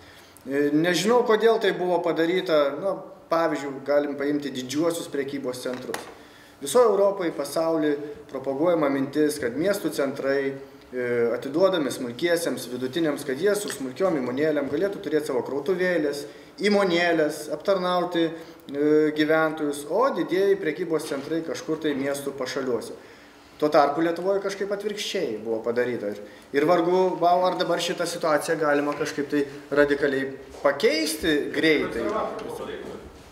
Gali būti. Tai jeigu padaryta tai klaida, tai mes klaidas pripažįstam. Čia nieko baisaus, kad klaidas savo matai. Tai man taip atrodo, kad stambusis verslas iš tikrųjų į pašalius stumia smulkų į vidutinį verslą. Čia dėl to ir nyksta tos individualios įmonės, nes žmonės nebegali tiesiog rasti savo nišos. Aš tai spėčiau, kad gerbimo Edmundo nuomonė yra, kad individualiom įmonėm ir uždarom akciniam bendrovėm labiausiai koja kiša tai asmenys dirbantis pagal individualią veiklą arba pagal verslo liudijimus. Tačiau nemanyčiau, kad šitos veiklos formos turėtų būti visiškai užribyje. Nes tikrai kodėl žmogui, kuris dirba kažkokioj tai įmonėj, po darbo pagal verslo liudijimą negalėtų jis atlikti pas kažką tai namuose remonto. Ne? Aš manyčiau, kad kiti turėtų būti keliai, kaip leistų kvėpuoti būtent uždarom akciniam bendrovėm ir konkuruoti dėl pigesnės darbo jėgos su verslo liudijimai turinčiais asmenimis. Vienas dalykas tai darbo jėgos apmokestinimas. Taip, aš prisistatydamas nepaminėjau, bet turim tokią šeimos uždarą akcinį bendrovę, tiksliau žmona tenai vadovauja ir darbuojasi ir savininkinai yra, tai kada darbuotojas paprašė už valandą mokėti 10 eurų, tai iš pirmo žvilgsnio pasirodė visai yra normalus noras 10 eurų, bet kada pamatėm, kad tam, kad mokėti, kad žmogus gautų į rankas 10 eurų, reikia iš viso tą darbo vietą kainuoja 1 valanda 29 eurų. Tai suprantam, kad darbo užmokestis tikrai yra, didokas. Tai šiai dienai pasiūlymas yra, kad sodros įmokos, kurias moka darbdavys, palengva būtų perkeliamos ir ant darbuotojo pečių, ne vien tik tai ant darbdavio. Kitas dalykas, kurį aš esu greičiausiai ir girdėjęs ir būtent iš amatų, Jonavos būtent filialo atstovų, tai ir kur man tikrai šita idėja yra, atrodo racionali ir protinga, tai kad viešuosiuose pirkimuose turėtų būti kriterijus, kuris būtų pakankamai įtakingas, tai įmonėje mokamo darbo užmokesčio dydis. Tuomet, aš manau, ir jeigu mes kalbam apie valstybinius užsakymus, tuomet manau, kad tos įmonės, kurios susideda vien tik tai iš darbuotojų, kurie dirba pagal verslo liudijimą, tikrai negalėtų sudalyvauti. O būtų atverta žalia šviesa, sakykime, uždegta toms įmonėms, kurios tikrai moka sąžiningai darbo užmokestį. Ačiū. Nelabai ką čia daug pridursi, tiesą sakant. Aš kaip įsivaizduoju bet kurio verslo pradžią. Aš ją įsivaizduoju nuo verslo plano. Viską reikia pabandyti, pasiskaičiuoti pagal tą SWOT, taip vadinamą analizę, grėsmių, galimybių ir visą kitą. Ir apsispręsti, kurią juridinę formą verslui būsimajam rinktis. Aš sutikčiau, kad iškart apmokestinimas, iš karto, tik pradėjus veiklą, nėra logiškas. Turėtų būti, tam tikras periodas, pusę metų ar kiek, atleidimai nuo mokesčių. ir tokiu būdu sudarytų lengvatinės sąlygas, kaip ir kurtis visom verslo formom ir individualiam verslui. O daugiau, man atrodo, kad kolegos į tą pusę pasakė. Ačiū. Gintaras Tiškevičius. Jo, čia mes visą laiką šalinam pasekmę, bet mes, jeigu nes priežasties nešalinsim, tai mes nieko ir neturėsim, kada mes su tom pasekmėm kariausim ir kariausim, vieną, kitą, trečią ir ketvirtą. Aišku, čia viską, ką sakė teisingai, bet čia yra mes šalinam pasekmę, priežastis tai ir išliko. Smulkusis vidutinis verslas dirba vietos vartotojai. Vietos vartotojų mes praradom 800 000, neskaitant mirusius anapilį. Tai išvykusių, mūsų tiek sumažėjo. Tai mes tiek susimažinom vartotojų. Ir mes turim tai pripažinti. Ir dabar nueini į turgų, žmonės pikti, kadangi jų ten jie vis tiek į tą verslą kabinosi ir jie nori išeiti, nes jau jiem nėra kur trauktis ir nėra pirkėjų, bet ko pagalvokit, 10 000 beveik nėra Jonavoje. Tai tiek nėra pirkėjų. Antras dalykas, mes neužtikrinam pajamų, žmogus oros atlyginimo praktiškai negauna. Tai mes turim šitas giluminės priežastis pradėti šalinti ir paskui, aišku, tai galima šnekėti, kad mes pasiekmes, tai aišku, reikia sukurti, jeigu savivaldybė, sakau, būtų suinteresuota, jinai turi sukurti lyderštį kiekvienam verslininkui, jaunajam ar naujajam, kaip jį norim pavadinti, kuris gauna ir žino, vat yra tas toks, kaip sakoma, biblykė, kokia su 10 verslininkų įsakymų, kuriuos jis turi padaryti, kurie nėra sudėtingi ir mes tave teisim, po pusę metų tik pažiūrėsim. Ar tu jas vykdai, duosim įspėjimą, po metų, jeigu nevykdysi, gal, sakysim, gal tu užsidarai. Tai čia toks.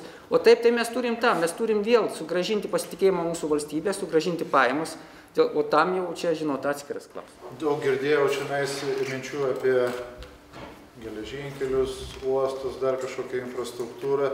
Nieko negirdėjau. Dabar truputėlį pradėjau kalbėti apie patį smulkiausią, apie amatininką, apie šeimos ūkį, ar ne, ten apie mažus ūkininkus. Ką žadat, vis tiek, jeigu einat į Seimą, turit savo minčių, savo pasiūlymą būtent tam amatininkui. Ir aš manau, netiesa, kad kaimas turi išnykti. Aš manau, kad į kaimą sugrįž žmonės, aš irgi turiu svajonę gyventi iš nedidelio ūkelio. Ir ar turi partijos minčių apie, daleiskim, mažą šeimos ūkį atsinaujinantį energetikos šaltinį, apie dabar problemų daug turi kanapę augintojai, ne kiaulių augintojai smulkieji, kur Jonavoje dabar turi išpjauti ir galbūt po metų nedrįs žmonės nusipirkti kiaulių, ten avių augintojai neturi dėti, kur vilnų dėti, linai apskritai išnykę turbūt iš Lietuvos yra. Tai vat, ar turit konkrečiai, ten dotacijos, rinkos, dar kažkas, tai konkrečiai, ne abstrakčiai, bet ar turit tokių pasiūlymų, kad žmogus norėtų važiuoti gyventi į kaimą, iš smulkaus ūkio pragyventi, užsiimti amatų. Aišku, čia galima paimti partijos programą ir ją skaityti. Dėl to, kad, tai čia būtų labai paprasta, bet jeigu trumpai, tai pirmiausiai kiekvienas dalykas turi būti žmogus būti naudingas. Ašgi pats ūkininkas, pats ūkininkų judėjime dalyvavau ir aš ten tuos krūvinus kelius esu matęs. Mes turim vieną bėdą, kad mes nepilietiški. Mes nepasitikim viens kitais. Ir jeigu, užtat ir sakau, kad vis tiek mes turim smulkius, aišku, dabar yra programa ir aš galiu dabar pristatyti, dabar net valstybė jie vykdo ir ES, kadangi išmokų sistema yra pradinė, kuri 100% eina iki 30 hektarų, paskui tenai mažėja ir praktiškai mes dabar, nors sako, kad mūsų, jeigu pasidomėsit, kad ūkininkų išmokos čia auga, iš idėjos jau sumažėja, perskirstant viską. Tai bet čia yra toks niuansas. Sveikas kiaulės pjauna. Ne, bet supraskit, žemė išpjauja antrą kartą kiaulės. Mes vis dėlto turim baigti sisioti kelnes, liaudiškai tariant. Vis dėlto tas maras yra tikra bėda ir žemė išpjauna antrą kartą, vėl atsigavo ir vėl išpjauna. Mes turim paimti stipriai ir sukovoti, baigti su tais medžiotojais žaisti. Nes gal pusė Seimo narių yra medžiotojai ir jie labai nori tų šernų matyti. Tai žinokit, aš čia tikrai už. O antras dalykas, kad aišku, mes turim skatinti žmonės kooperuotis, pradėti pasitikėjimą, nes jie aišku vienas po vieną yra gerai, bet sakau, po vieną tik smagu grybauti. O taip tai turim vis tiek vienytis ir skatinti žmonės vienytis, nes jeigu tu vis tiek, jeigu, aišku, nėra tų jau sudėtingų reikalavimų, dažnai mūsų žmonės ir nežino, aš tikrai galiu sakyti buvusiai valdžiai, kad yra tų supaprastinimų, negaliu, aš nenoriu būti toksai blogietis, ta negatyva, šnekėti jau man įgrisoti iš idėjos, aš noriu sakyti, kad yra pozityvo, jeigu žmonės ieško, aš ateinu pas pienininką, kuris daro sūrius, vienas verkia juodai, kitas sako, palaukit, tai reikia elementarių taisyklių vis tiek laikytis. Tai aš sakau, turi būti tas vadinamas lyderštis, kur elementarios taisyklės. Jeigu tu ten dirbi, tavo pajamos iki tiek, va tavo elementarios taisyklės žmogui aišku. Aišku, reikia nežmogiškumą. Ir jeigu žmogus tik tai nervuojasi, jam, prašom, tik tokios sąlygos. Tiesiog, komunikacijos juodai trūksta savivaldybėje, su žmonėms, su viskuo. Yra komunikacijos trūkumas juodas. Taip. Amatininkas norintis pradėti gaminti kastinį, 2 metus mynė slenkščių, surinko tokias... Apie ką ir šneku. Tai aš negirdėjau nieko. Aš sakau, turi būti lydraštis, vieno lapo. Tu pradėjai verslą, bet kokį smulkų, tau lydraštis. Tau taisyklės, po pusę metų ateisim, mes tai pakonsultuosim. Biurokratus mažinkit. Ne, tai biurokratus. Tai čia yra dar vėl, žiūrėkit, ponas, mūsų programai parašyta, kad valstybė dabar biudžeto lėšų skiria 7% valstybės valdymui. Europos Sąjungos 5,5 vidurkis. Ir mes, reiškia, jau mes keliam tą vidurkį. Bet irgi biurokratų mažinimas, tai irgi procesas yra, irgi step by step. Stepas paskui step. Šių pasiūlymų neturiu. Ne, tai aš jums konkretų pasiūlymą. Lydraštis man nepasiūlymų. Ne, tai pasiūlymas. Lydraštis aš dabar bet kur galiu. Ne, kur pasiūlymas, reikia supaprastinti verslo sąlygą, supaprastinti registracijas, reikia įpareigoja institucijas, kad jos turi paruošti kiekvienam žmogui, kreipiasi, ką jis turi padaryti, tai turi tikrinama ne taip, kad tu iš karto bėgiai tikrinti. Dėja, tvirtina įstatymus, o paskui poįstatyminiai aktai arba instrukcijos, kurios sugalvoja biurokratai, jau Seimo narys nepajėgus ten kažką tai įtakuoti šitoj. Taip. Neseniai išklausėm kaimo plėtros programos lėšų panaudojimą naujoje etapo 14-20. Ministrė Baltraitienė pristatė, aš buvau nustebęs, kadangi gilinosi ne daugiau į savo sritį, o ne į kokią nors kitą. Ten didžiuliai pinigai, turiu pasakyti, numatyti, 19 berods prioritetų. Kiekvienas prioritetas turi dar po 10-12 priemonių.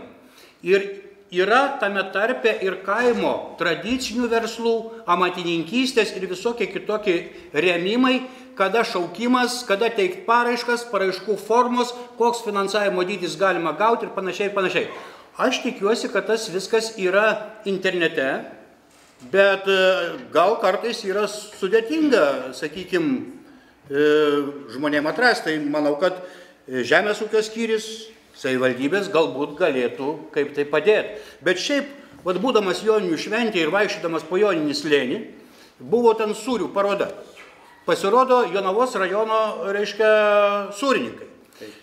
Ragavau aš tos sūrius, ten ir išrūgų šampanas, ir sūriai, ir visa kita, ir klausiu ūkininkės, kiekgi karvių tu turi? Buvau įsitikinęs, kad jeigu 8 karvučių neturi, pragyventi neina, pieno kainos krytė ir visa kita. Jin sako 2. O, tai aš sakiau, taip nuliūdęs, tai skursti, turbūt gal vyras kur nors. Sako, ne, mes visai gerai gyvenam. Iš tų... Ir sako, jeigu viską tvarkingai, visus produktus, kaip pasakyti, parduoti, rasti rinką, kooperuotis, kad nevažinėti kiekvienam ten su vienu sūriu į turgų, tai tas viskas galima daryti. Ir aš manau, kad įsitikinau, kad yra perspektyva, tiek šiltnamių ūkių vystant, tiek tai čia valdžios žingsniai, mano supratimu, yra padaryti ir niekas nesako, kad tie žingsniai nepakankami.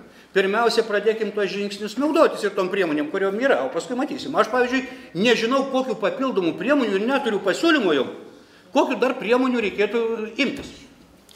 Aš prieš atsakydamas norėčiau pasitikslinti mūsų debatų trukmė. Kiek čia bus? Aš nežinau, mes planavom apie 1,5 valandos, bet mes galim viskai ir užtrukti. Aš sakyčiau, jeigu verslininkai nieko neprieštarauja ir jeigu jūs niekur neskubat, mes galim ir gyventi. Ne, visi esam suplanavę šiek tiek laiką, jeigu buvo 1,5, tai mes ir norim. Ir iš tiesų, tai aš tai ir norėčiau ir kolegams ir pasiūlyti, tada trumpiau atsakinėjam, konkrečiai ir viskas. Jeigu kalbant apie kaimą, tai manau, kad pagrindinė bėda, ką daro šiandieną valdžia, kad jie neleidžia žmogui gyvenančiam kaime, tam smulkiajam amatininkui dirbti ir užsidirbti. Tai reiškia, kad jūs pasižiūrėkit vienas pavyzdys. Neseniai mūsų portalė Jonavos rajono yra pranešimas, kad kiek mes turim kaimo turizmo sodybų rajone, tikrai turim virš 20. Kiek jų turi? Higienos pasus leidimus, vos 3. Ir vėl jie yra parodomi kaip kažkokie tai, prasižengėliai, vos ne iki nusikaltimo.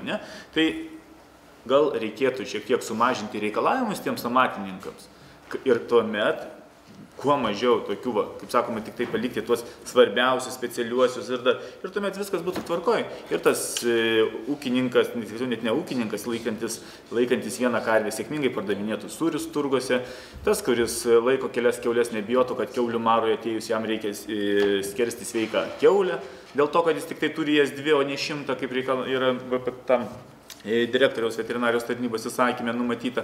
Ir tam žmogui, kuris turi kaimo turizmo sodybą, jisai visiškai nesibijodamas ten visų tarnybų patikrinimo galėtų tikrai saugiai priimti lankytojus, apgyvendinti savo sodybą. Tai štai čia mes ir prieinam prie klausimo, prie būtinybės mažinti biurokratų skaičių. Kai pasikalbi su verslininkais, jie sako, na, tikrai, iniciatyvos yra, idėją turiu. Ar tai būtų kaimas, ar mieste kažkokia smulki įmonėlė, bet sako, tiek to viso popierizmo. Tai kažkaip tai labai... Aš nežinau, bet... Jūs kažkaip keistai girdit, žinau. Bet... Jūs turbūt kažką kalbų... Tėvynės sąjungos viena iš idėjų yra mažinti valstybės valdymo aparatą, palikti tai tikrai, kas yra svarbiausia reikalinga ir perteklinį tą kontrolės mechanizmą mažinti. Tada ir verslas galbūt šiek tiek laisviau kvėpuos, ypač tas smulkus ir vidutinis. Algirdas Žalnerauskas. Na, mano klausimas būtų toks, gerbiamas Rimantas Sinkevičius minėjo, kad Seimas jau nuo galo antra, trečia valstybės valdymo institucija.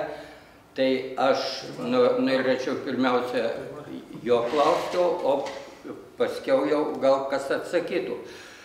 Tai kas įtakojo, kodėl taip atsitiko? Aš tai sutinku su to, kad Seimas prarado savo valdžią, savo vaidmenį valstybėje, bet kas įtakojo, kaip atsitiko, kad jau Seimą nustumė į galą.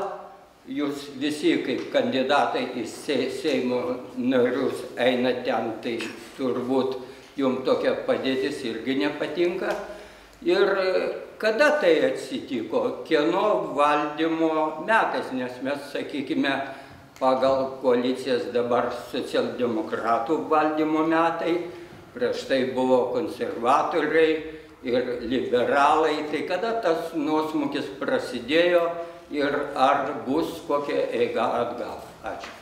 Geras klausimas. Aš manau, kad sutiks visi dalyviai su manim, kad mes einam į Seimą tam, kad jo prestižą pakelt. Ir greičiausiai, jeigu nelaimėsim vienmandatiniai, tai galbūt per sąrašą pateksim. Ir tada Seimo prestižas pakils. O kada tas nusmuko, tai žinot, niekas, reiškia, tos statistikos čia už stalo sėdintis greičiausiai neturi. Gal tik jūs turite.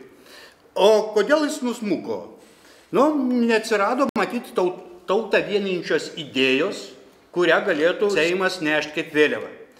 Kurį tai laiką Seimas, aukščiausiai taryba, atkuriamasis Seimas, tokią idėją turėjo ir nešė kaip vėliavą, vėliau atsirado gyvenimo realybė. Ar atsimenat tuos žodžius, kai sakoma, kaip per blokadą buvo sakoma, kad su pjautuvais pjausim, su spragilais kursim, svarbu, kad nepriklausomi būtumėm. Nepraėjo keli mėnesiai, kai žmonės pareikalavo duonos ir mėsos ir kuo greičiau. Taip, kad, žinot, žmonių nuomonės kinta. Ir tikėtis įstatymų leidėjų populiarumo, kokio tai labai didelio, aš nežinau, kokioj valstybėje yra jau taip, kad Seimas būtų pralenkęs, pavyzdžiui, bažnyčiai. Dabar žmonės nepasitikė Seimu, nes Seimas nepatenkina žmonių lūkesčių. Natūralu. Bet tai ne visi yra nepatenkinti. Yra kažkokie 5% tų gyventojų, Lietuvos gyventojų dalis, kurie patenkinti Seimų darbo ir kurie jie dirba jų darbą. Tai kai Seimas žmonės, Seimo nariai dirbs žmonių labui, tai bus žmonės ir patenkinti, ir Seimą vertins. O dabar, kai reiškia, jeigu žmonės nepatenkinti, tai tie Seimo nariai dirba kitam sluoksniui. Oligarchams. Gerbėmiai, norėčiau paklausti jūsų tokio labai elementaraus dalyko. Patys žinot per šią kadenciją, kiek nuskambėjo korupcijos skandalų Seime ir greičiausiai, kad tie korupcijos skandalai palietė praktiškai visas parlamentinės partijas. Sakykit, ką jūs patys manot, kaip reikėtų šitą problemą išspręsti ir kokios jūsų galbūt partinės nuostatos arba asmeninės nuostatos, kaip kovoti su ta korupcija tam, kad bent ją sumažinti, labai stipriai sumažinti.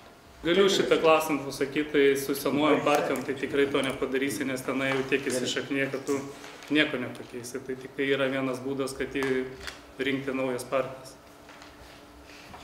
Na ką reiškia tos senos partijos? Tai šiandien jau mieste ir sutikau žmogų, įteikiau aš savo tą rinkiminį lankstinuką. Ir išgirdau žodžius, visi jūs ten vienodi, nors aš dar Seime net nebuvau buvęs iš tikrųjų. Tai ar aš senas toj partijai ar nesenas, tai dabar nelabai suprantu, Lorenai. Bet iš tikrųjų rinkėjas automatiškai tapsiu senas, kai įeisiu į Seimą. Tai žingsniai tokie, tai skaidrinti viešųjų pirkimų sistemą. Nes matom, kad daug skandalų yra susiję su viešaisiais pirkimais. Tai nebūtinai kariuomenės atvejais ir kiti atvejai. Tai jų buvo ir per šitą, ir per aną kadenciją, ir per kitas. Tai kuo daugiau kelti viešą erdvę, kad visuomeniai būtų matoma, kaip valdžia elgiasi su jų pinigais. Tai, o žmonės ir pyksta pagrindė dėl to, kad mokesčius tai jie sumoka. Ir nori, kad valdžia su jų pinigais elgtųsi tvarkingai. Atsakomybės klausimas. Dabar skandalai įvyko, bet atsakomybės jokios nėra. Tai atsakomybės klausimas. Kolektyvinė atsakomybė. Konkreti žala, tai konkretus valdininkas tikriausiai turi atsakyti. Bet tai reikia irgi sureguliuoti įstatymais, kad būtų viskas aišku, kokie tai atvejai, kiek ir panašiai. Man matot, reikėtų įteisinti paskolas. Ką tu? Paskolas. Ir tam tikrai formai. Paskolas kam? Paskolas kam? Ne, aš su tuo nesutinku, tikrai? Aš su tuo nesutinku. Tu atsakys dar, toliau. Buvo klausimas, kad dėl korupcijos, kaip ten išgyvendinti iš partijų. Ne, lygiai tai. Iš tiesų, aš nemanau, kad partijos ar senosios ar naujosios šia vietoje yra bėda kaip tokia. Ir jeigu tiek menu, tai turbūt tik vienintelė partija, darbo partija, kuri buvo teisiamųjų suolė. Visur kitur buvo atskiri Seimo nariai. Tai aš manau, kad tai yra būtent žmonių bėda. Atskirų Seimo narių bėda, asmeninės savybės, aplinkybės galbūt tai yra. Ir aš pavyzdžiui, tai kad skandalas, kuris yra nuskambėjęs su mūsų partijos buvusiu vadovu, tai aš tai sieju ne su partija, o su jo asmeniniam bėdom ir savybėm. Ir šiandien tikrai žinau, kad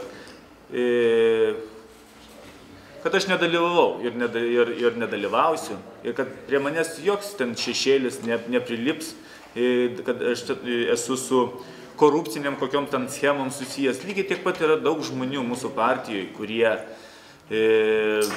lygiai taip pat yra sąžiningi žmonės ir net nemanau, kad kada nors jie korupcijos kokiuose tai skandaluose bus. Bet, aš supratau, bet kur matau bėdą, tai yra teisėsaugos greičiausiai būtent teisiniai toj baziai. Kada mes kalbam apie atsakomybę. Atsakomybę, baudžiamąją, civilinę, ne? Nes, pavyzdžiui, čia toks tik tai, nežinau, kiek atkreipė dėmesio, turbūt visi atkreipė, nes turbūt nugarėlė pažymėjimo, kad tu esi kandidatas, ar tai į Seimą, ar tai į savivaldos tarybą. Jūs kada nors paskaitykit, kas kitoj pusėje parašyta. Kitoj pusėje yra ištrauka iš vieno straipsnio. Tai yra vieno straipsnio yra citavimas, kuris kalba apie kandidato neliečiamybę. Tai šioje vietoje mes nuo čia jau pradedam, sakykime, nesąmonę daryti, dėl to, kad mes kalbam ne apie kandidato funkcijas, pareigas, dar galimybės, o mes kalbam apie neliečiamybę. Ir ta neliečiamybė prasidėjusi nuo kandidato, jinai persikelia paskui į Seimo narius, į tarybos narius ir visus kitus. Tai va, šioje vietoje, aš manau, yra didžiausia bėda. Žinot, aš turiu 3 neliečiamybės. Šiuo metu. Ligitas turbūt žino. Vieną neliečiamybę kaip Seimo nario, antrą neliečiamybę kaip ministro, trečią neliečiamybę kandidato. Ir nei vienos man iš jų nereikia, tiesą sakant. Galit pasidėti tas visas neliečiamybės, ponas Vaitgauskai, kur jūs norite. Man jų nereikia, dėl to, kad aš vienas dalykas nežadu daryti, ką nors tokio, kas išauktų, nu, liečiamybę arba grotemybę. Antras dalykas, Seimo narys nėra neliečiamybė, jeigu tave pagauna nusikaltimo vietoj, tu esi areštuojamas. Jokia tau neliečiamybė netaikoma. Jeigu tu įtariamas nusikaltimų, tau atliekama krata darbo vietoj ir tavo gyvenamoji vietoj. Neliečiamybė yra viena, kai tau dėl politinių motyvų kas nors, reiškia, užkabina kokį tai burbulą, va čia tavo neliečiamybė. Taip, kad tiesmukai suprast, neliečiamybės neina. O dabar dėl korupcijos. Džiaugiuosi, kad šiek tiek korupcijos tas indeksas pagal visą tą statistiką, man sunku pasakyti, kaip jį paskaičiuojama, bet mažėja. Sunku pasakyti, čia galim ginčytis iki vakaro vis tiek, neturėdami objektyvių duomenų, sunku pasakyti. Aš remiuosi Transparency International. Iš tikro, viešųjų pirkimų, sakykime, dalykai, na, kad ir mano srityje, per metus vykdom 2,5 tūkstančio viešųjų pirkimų, kuriuose ministras nei kaip neatsakingas. Nu, Lietuvos paštas perka vokus. Ir kaip aš būsiu atsakingas, jeigu iš spaustuvės jis nupirks voką už 1 eurą, o kai rinkoje jis kainuoja tenai 10 centų. Nu, nežinau, reikia nepolitizuoti, o reikia konkretizuoti, kas padarė veiką, jis turi už tai atsakyti. O šiuo atveju ir kariuomenė. Kariuomenė pirko, ar krašto apsaugos ministerija pirko? Kariuomenė pirko. Tai jeigu kariuomenė pirko, tai būkim malonus, įsiaiškinkim, kas konkrečiai nesužiūrėjo ar piktavališkai ir nusikalto. Antras dalykas, tam tikra korupcija vyksta ne tik viešuosiuose pirkimuose. Ji vyksta ir, aiškia, rengiant įvairius konkursus, pavyzdžiui, kelių statybą, kuri man labiau yra žinoma. Ir gaila, kad pastaruoju metu šitas procesas tapo politinės kovos įrankiu. Dėl ko, pavyzdžiui, į Bukonius žvyrkeliai šiemet nebus išasfaltuoti? Dėl ko? Bet dėl ko? Pinigai yra, projektai yra, o kelias neišasfaltuotas. Ir bet kas iš mano kolegų man sakys, klausyk, ministrai, tu kandidatuoji į Seimą, prižadėjai va kelią žvyrkelį išasfaltuoti, kodėl nėra? O nėra labai paprastai. Skelbi konkursą, viešųjų pirkimų tarnyba yra tokia. Sako, žinot, mes mėnesį laiko tavo konkursą panagrinėsim, ar viskas čia gerai. Paskui sako, dėl šito punkto vieno, dėl kvalifikacinių reikalavimų, jūs pateikit papildomai. Tai mėnesį nagrinėja, tu pateikai papildomai, dar 29 dienas vėl nagrinėja. Skelbi konkursą, dar apskundžia ir tu nusitempi į rudenį. A rudenį kelių jau nestatysim. Ir tada ateina, aiškia, arba dar sako, žinot, atstatysit geležinkelį. Tai negali būti geležinkelis taip, kad ir sankasa, ir bėgiai, ir signalizacija vienu metu. Ne, įskaidykit. Reiškia, vienas konkursas bus sankasai, kitas bėgiam dėti, trečias elektros instaliacijai ir valdymui dėti. Kas bus genrangovas, vienas dievas nežino ir panašiai. Ir taip sujaukiama viskas, ir taip padaroma, įtariu, kad kartais specialiai, kad parodyt, kad tam tikrą, reiškia, nu, sakykime, specialistų dalis nesugeba valdyti procesą. Rimai, bet viešųjų pirkimų tarnyba tai dabar gavosi, kad jums yra kaip trukdis vykdyti savo užduotis? Aš taip nesakiau. Arba politinis įrankis? Komentarų neteikčiau. Supratau. Korupcija pas mus yra ne tik tai viešuose pirkimuose, čia tik tai toks, nu, matomas galbūt burbulas, bet jos yra visur. Visur, kur yra biurokratinis aparatas. Taip, bet kovot su korupcija nebūtinai eiti į Seimą. Jūs galite nueiti į STT ir jums ten duos darbo. Jūs galite kovoti su korupcija kiek norit. Jums duos ir pinigų, užkabins aparatus ir jūs galite eiti sėkmingai su vėliava kovai prieš korupciją. Į Seimą tam nereikia eiti. Taip toliau. Tai yra vienas toks dalykas, tai yra visi tai sakoma. kad viešieji finansai turi būti žinomi visiems, visos sąskaitos viešos turi būti prieinamos, komercinių paslapčių viešuose finansuose neturi būti. Jeigu mes pirkom balistinę raketą iš kažko, tai turim žinoti, iš ko pirkom ir už kiek pirkom. Ir tai turi būti vieša sąskaita. Tai aš tik tiek, tai trumpai, kadangi nenoriu laiką sugaišti.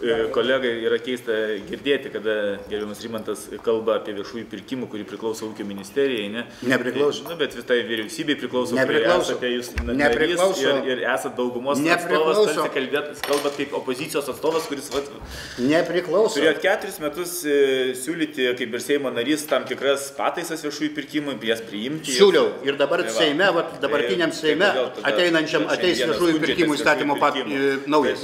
Tai aš manau, kad tikrai galėjo būti padarytas gerokai anksčiau. Kažkada prieš 4 metus, kaip kandidatavom į Seimą su gerbiamu Rimantu, kėliau už tokį klausimą, kodėl vyriausybė visą laiką kelia minimalų atlyginimą.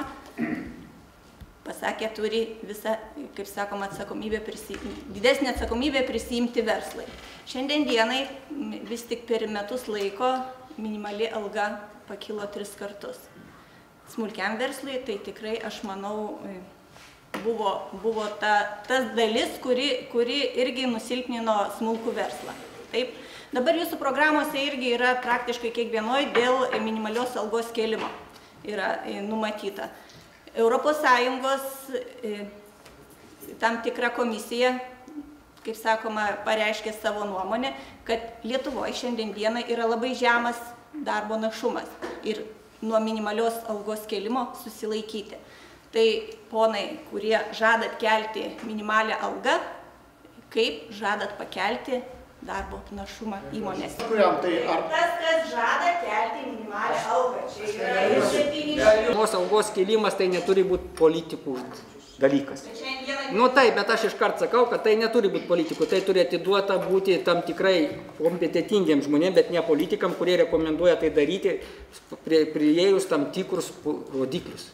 Tai sakykime, bendrą vidaus produkto augimą, našumo augimą ir tada rekomenduoti politikams, kad reikia kelti minimalią algą, kai politikai taip daro, tai yra neteisinga, nes nesėjimui tą nuspręsti. Tai nuspręsti turi verslas su mokslininkais, su darbuotojais, su darbdaviai, darbuotojai. Tai čia, kai sakė apie susitarimus, tai Airijai buvo susitarta ten valstybė. Kas sako jūsų programa valstiečių? Jinai nesako apie šitai, kad sako, turi būti tam tikri kriterijai, nustatyti būtų minimalios algos kilimui. Kriterijai turi būti sukurti, o ne taip, kad užsimanėm ir pakėlėm. Tai nekelti. Ne, tai mes, jeigu bus kriterijus atitiksim, tada kelsim. Jeigu mes tikrai už tai, bet turim ne taip, kad mes susimanė valstiečiai, o susimanė valstiečiai būti geri, aš noriu būti Rimantui geras, sakysiu, kelsiu minimalią algą. Būk geras. Tai va, bet aš sakau, palauk, Rimantai, tu žiūrėk. Pakol kas man neturim. Neturiu kada laukti. Neturiu kada laukti. Ką žadat su verslu pasidalinti tą naštą? Ne vien kažkodėl tai nepadidino, neapmokestino. Noriu pasakyti, bet... Tai aš turiu pasakyti, kad mes žadam minimalią algą kelti. Žadam ir greičiausiai, jeigu būsim valdžioj, tą ir darysim. Negali būti darbuotojas tokioj padėty, kad jis neišgyventų. Jis taip pat turi šeimą, jis taip pat turi vaikus. Ir, o darbo našumu to darbuotojo teks pasirūpinti abiems. Tai yra valdžiai ir jums. Jūs jį apkrausit šiek tiek didesnių krūvių turbūt, arba nupirksit mechanizmą, kad jis darbo našumų keltų, o darbo birža pagal jūsų pareigas, paraišką jį apmokys. Tai siūlote atleisti tam tikrą skaičių žmonių, kad pagalba. O jūs siūlote ką? Vergystę įvesti? Tai gal nemokėkim... Vergystę įvesti. Verslas ypatingai smulkus, šiandien verslas tikrai kaip įkainiai yra smukę, imam siuvyklas, kur jeigu padidini įkainį, o turi padidinti, nes kyla minimali alga, užsienio užsakovas savo verslą perkelia Ukrainą, Kiniją, Indiją, reiškia siuvėjos arba lieka be darbo, arba... Žinoma, čia yra problema, galbūt atskiram smulkaus verslo sektorija, kaip siuvykla, dar gal vienas kitas. Bet, žinokit, tai gyvenimo neišvengiamybė. Privalėsim kelt darbo našumą ir darbo užmokestį. Ir jeigu to nebus, tas verslas bus priverstas bankrutuoti. Kodėl jūs negalit didinti neapmokestinamą minimumą? Neapmokestinamą minimumą mes taip pat sakom, didinsim. Bet ne, kiek minimumą. Mes sieksim, kad neapmokestinimas minimumas, minimali alga būtų neapmokestinama. Jo, bet vis tiek reikalausim kelt atlyginimus ir tą avinėlį reiks nukirpti. Ir jeigu paimsim statistiką, paimsim pelną, kaip auga privačių, sakykime, bendrovių pelnas ir visa kita, tai mes pasižiūrėsim globaliai. Klausimą, bet papasakom apie visą pasaulio globalią ekonomiką. Konkrečiai. Tai nes aš dar kartą nes tikrai didelės įmonės ir mano pačios įmonės, tai nėra aktuali man problema. Mūsų atlyginimai yra žymiai didesni negu minimali alga. Bet smulkus verslas, kitas verslas. Mes kai kalbėjom apie partijų susitarimus ir panašiai, tai čia galbūt tie keliai ir išsiskiria. Visos partijos iš principo sutarė, kad žmonių darbo pajamas reikia didinti. Tik tai gal skiriasi tie keliai. Tėvynės sąjunga iš principo akcentuoja, kad pajamas reikia didinti per neapmokestinimo pajamų dydžio didinimą ir papildomo neapmokestinimo pajamų dydžio didinimą už vaikus, pavyzdžiui, ar ne? Tai ir kur čia tas šuo pakastas? Kai mes liepiam padidinti minimalią algą, tai juk didžioji ta našta tenka verslui, nes daugiausia Lietuvoje žmonių dirba privačiam sektoriui ir tik tai berods trečdalis valstybė. Tai mes tą naštą užkraunam verslui, jam vis sunkiau ir sunkiau su pakelta minimalia alga, galų gale, kaip čia ir girdėjom iš pavyzdžių, užsidaro. Tuo tarpu neapmokestinimo pajamų dydžio didinimą, kai didinamas, jau valdžia turi pradėti galvoti, o iš ko padengti tuos biudžeto nuostolius. Tai va čia šitų iššūkių šitą vyriausybę ir vengia. Iš programai yra parašyta iš ko turbūt. Taip, yra parašyta. O tai duosit man tą lapuką. Susitarsim. Yra tokios, daug yra verslą kontroliuojančių institucijų, bet pagrindinės, kam moka mokesčius, tai yra VMI ir Sodra. Ir dažnai labai dabar paskutiniu metu tokia susidaro situacija, kai VMI yra permoka, ypač aktualus statybininkam dar kažką, o Sodrai yra skola ir mes neturim iš ko sumokėti, areštuoja sąskaitas, na žodžiu, tikrai yra didelė bėda su tuo. Ir noriu paklausti, ką jūs galvojat apie bendrą VMI ir Sodros biudžetą ir gal būtų galimybė kažkokias užskaitas daryti, nes daug įmonių su tuo susiduria ir tiesiog, kokia būtų jūsų nuomonė apie tokius dalykus? Tai visų pirma, kad minimalų atlyginimą reikia kelti, nes mes jau taip pagal visas statistikas jau gale velkamės. Ir jeigu mes nekelsim, tai visai visi žmonės išvažiuos. Tik tai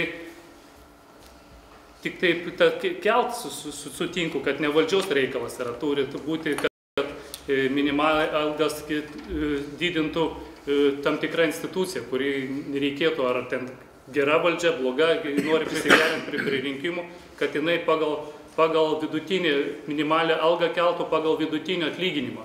Ir sekantis punktas, tos siuvyklos jos išvažiuoja, nes tos siuvyklos jos orientuojasi, nes į labai pigę jėgą. Ir jeigu tik tai pakyla tas jau darbo užmokestis, jos traukiasi, kaip jos atėjo į Lietuvą, taip jos ir toliau nuėjo. O kaip iš mūsų partijos Maldeikienės siūlo, kad dabar kaip pas mus, jeigu samdomas darbuotojas yra daugiausia apmokestinamas, jeigu tu nori išmokėti jam 1000 eurų, tai tu turi jam priskaičiuoti 1700 eurų. Tai reikia apmokestinti, visas pajamas apmokestinti vienodai.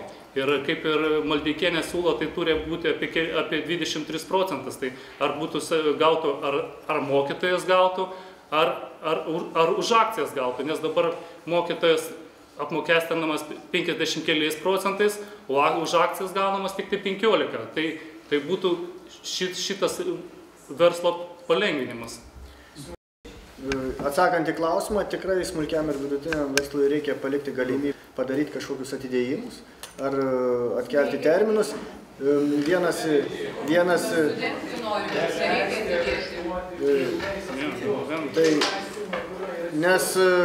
kas iš to, kad jeigu mes sužlugdom įmonės, tai po to turim tik tai padidėjusią bedarbystę. Tai mūsų programai yra numatyti tokie dalykai, kaip, sakykime, ten PVM sumokėjimas, tik tai jau, kai realiai įvyksta sandoris, o ne iš anksto.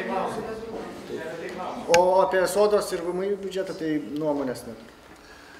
Liberalų sąjūdis aiškiai pasisako, kad mokesčių administravimo srityje sodra ir valstybinė mokesčių inspekcija turėtų būti sujungiamos. Tai kadangi šiek tiek sieju su vienu iš pirmųjų klausimų, kada buvo kalbama apie partijų programas, tai aš manau būtų labai šaunu, kad turėtume koaliciniai vyriausybei tokius partnerius, kurių programai taip pat būtų tas įrašyta, ir tada tikrai tas įvyktų.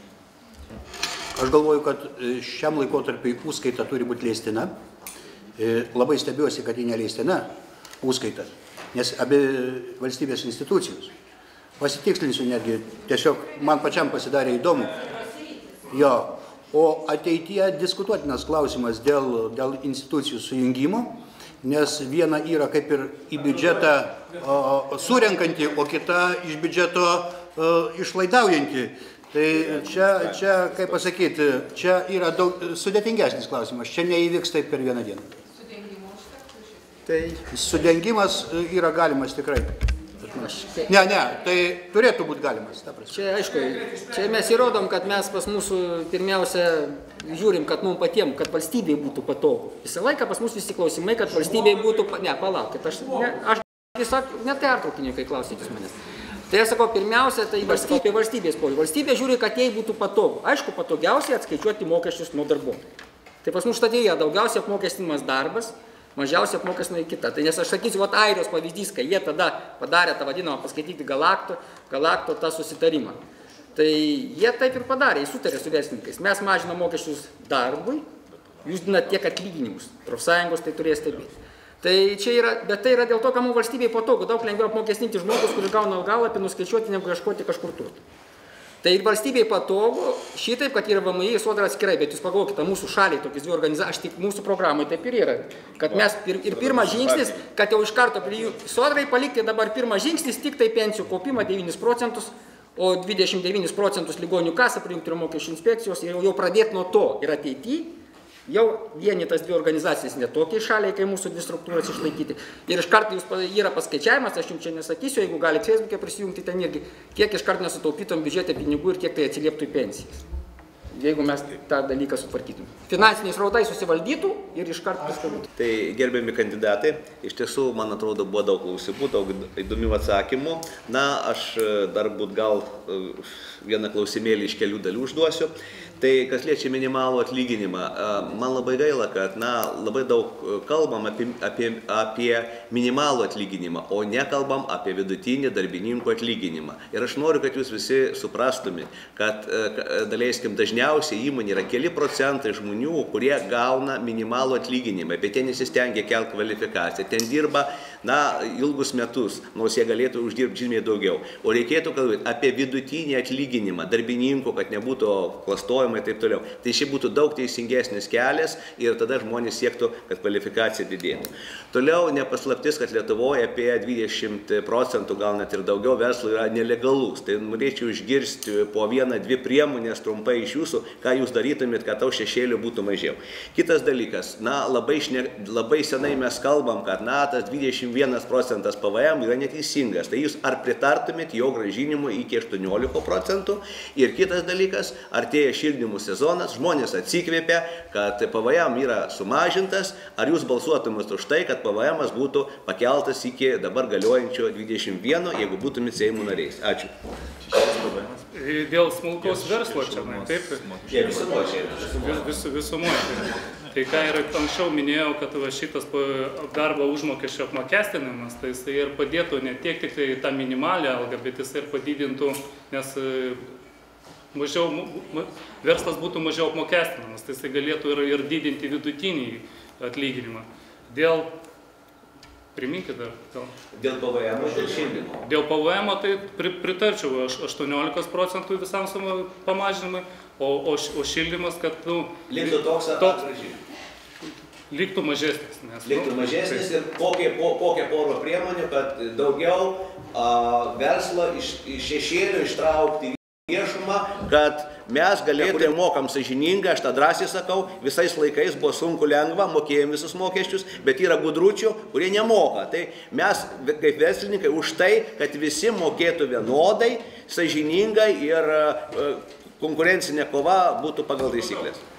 Kaip dabar yra pas mus Lietuvoje, tai čia Europoje, pasaulyje tokių nėra. Tik tai, kas gali, kokie patentai, tik tai per kokią šventės, kurio 3 dienom.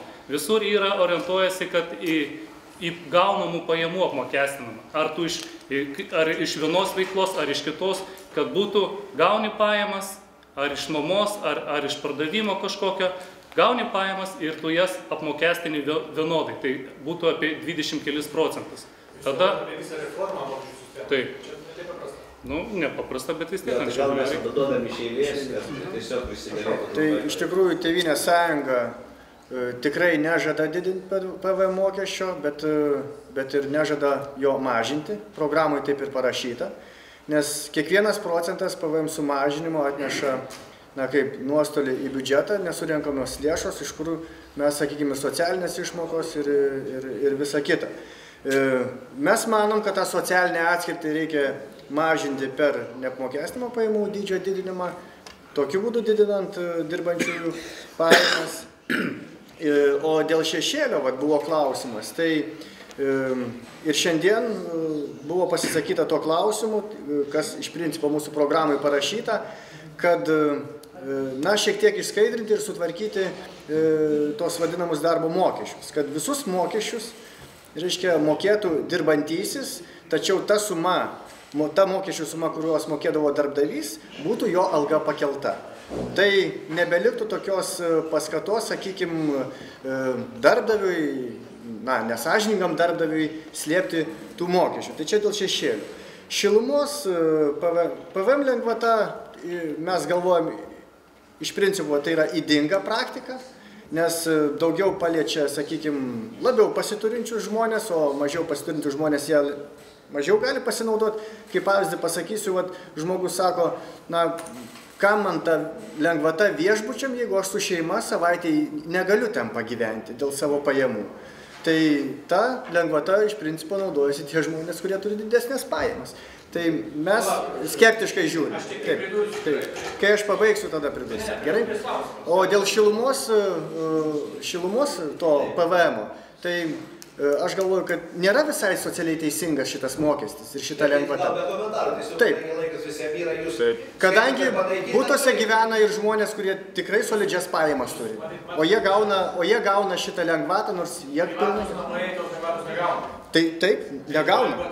Aš pats gyvenu privačiam name ir žinau, aš jos negaunu, aš malkas ir anglį perku ir sumoku PVM pilną.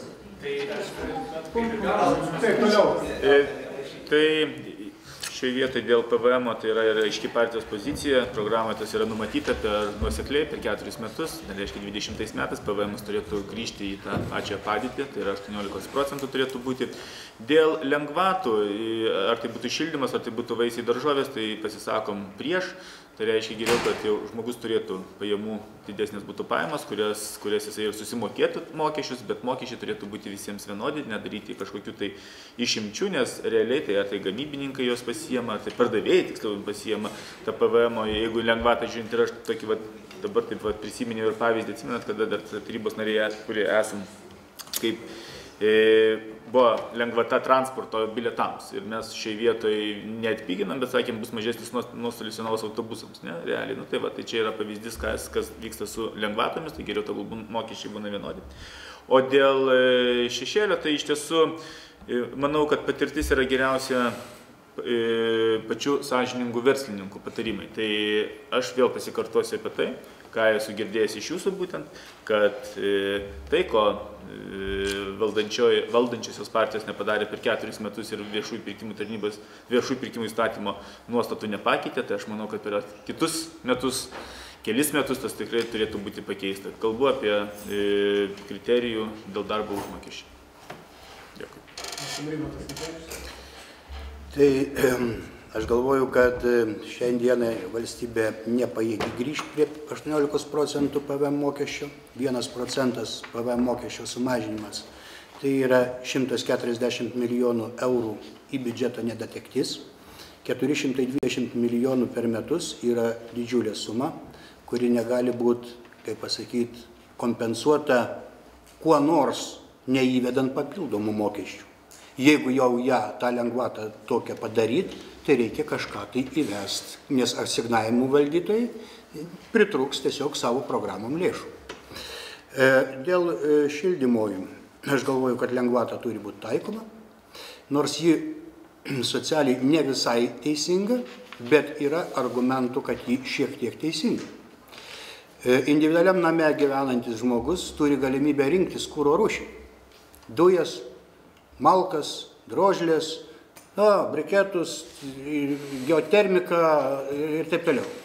Daugiabutį žmogus yra bendro kolūkio narys ir jis nieko negali rinktis ir nepasirinks pigesnės kuro rūšies.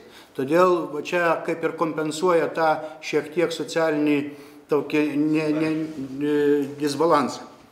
Nu, o reiškia, dėl šešėlio, tai aš galvoju, kad pirmiausia yra parinktas šitos kadencijos. Praeitoj kadencijoje net nerengė viešųjų pirkimų įstatymą, šitą parengė, bet nepriėmė.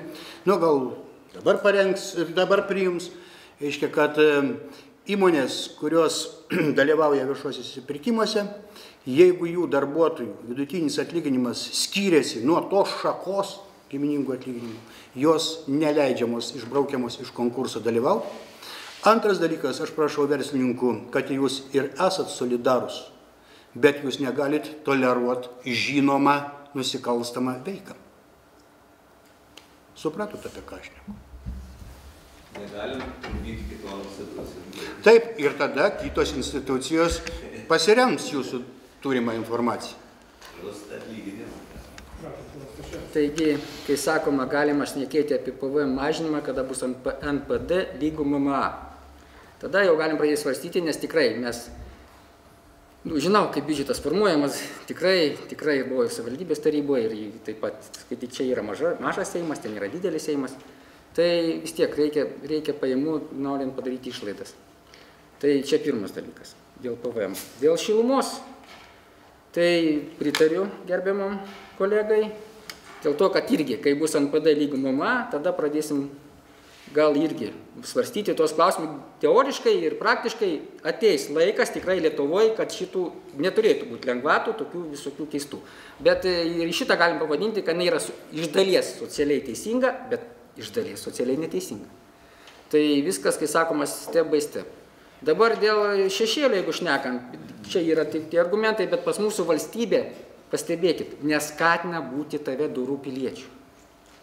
Ką turiu omeny?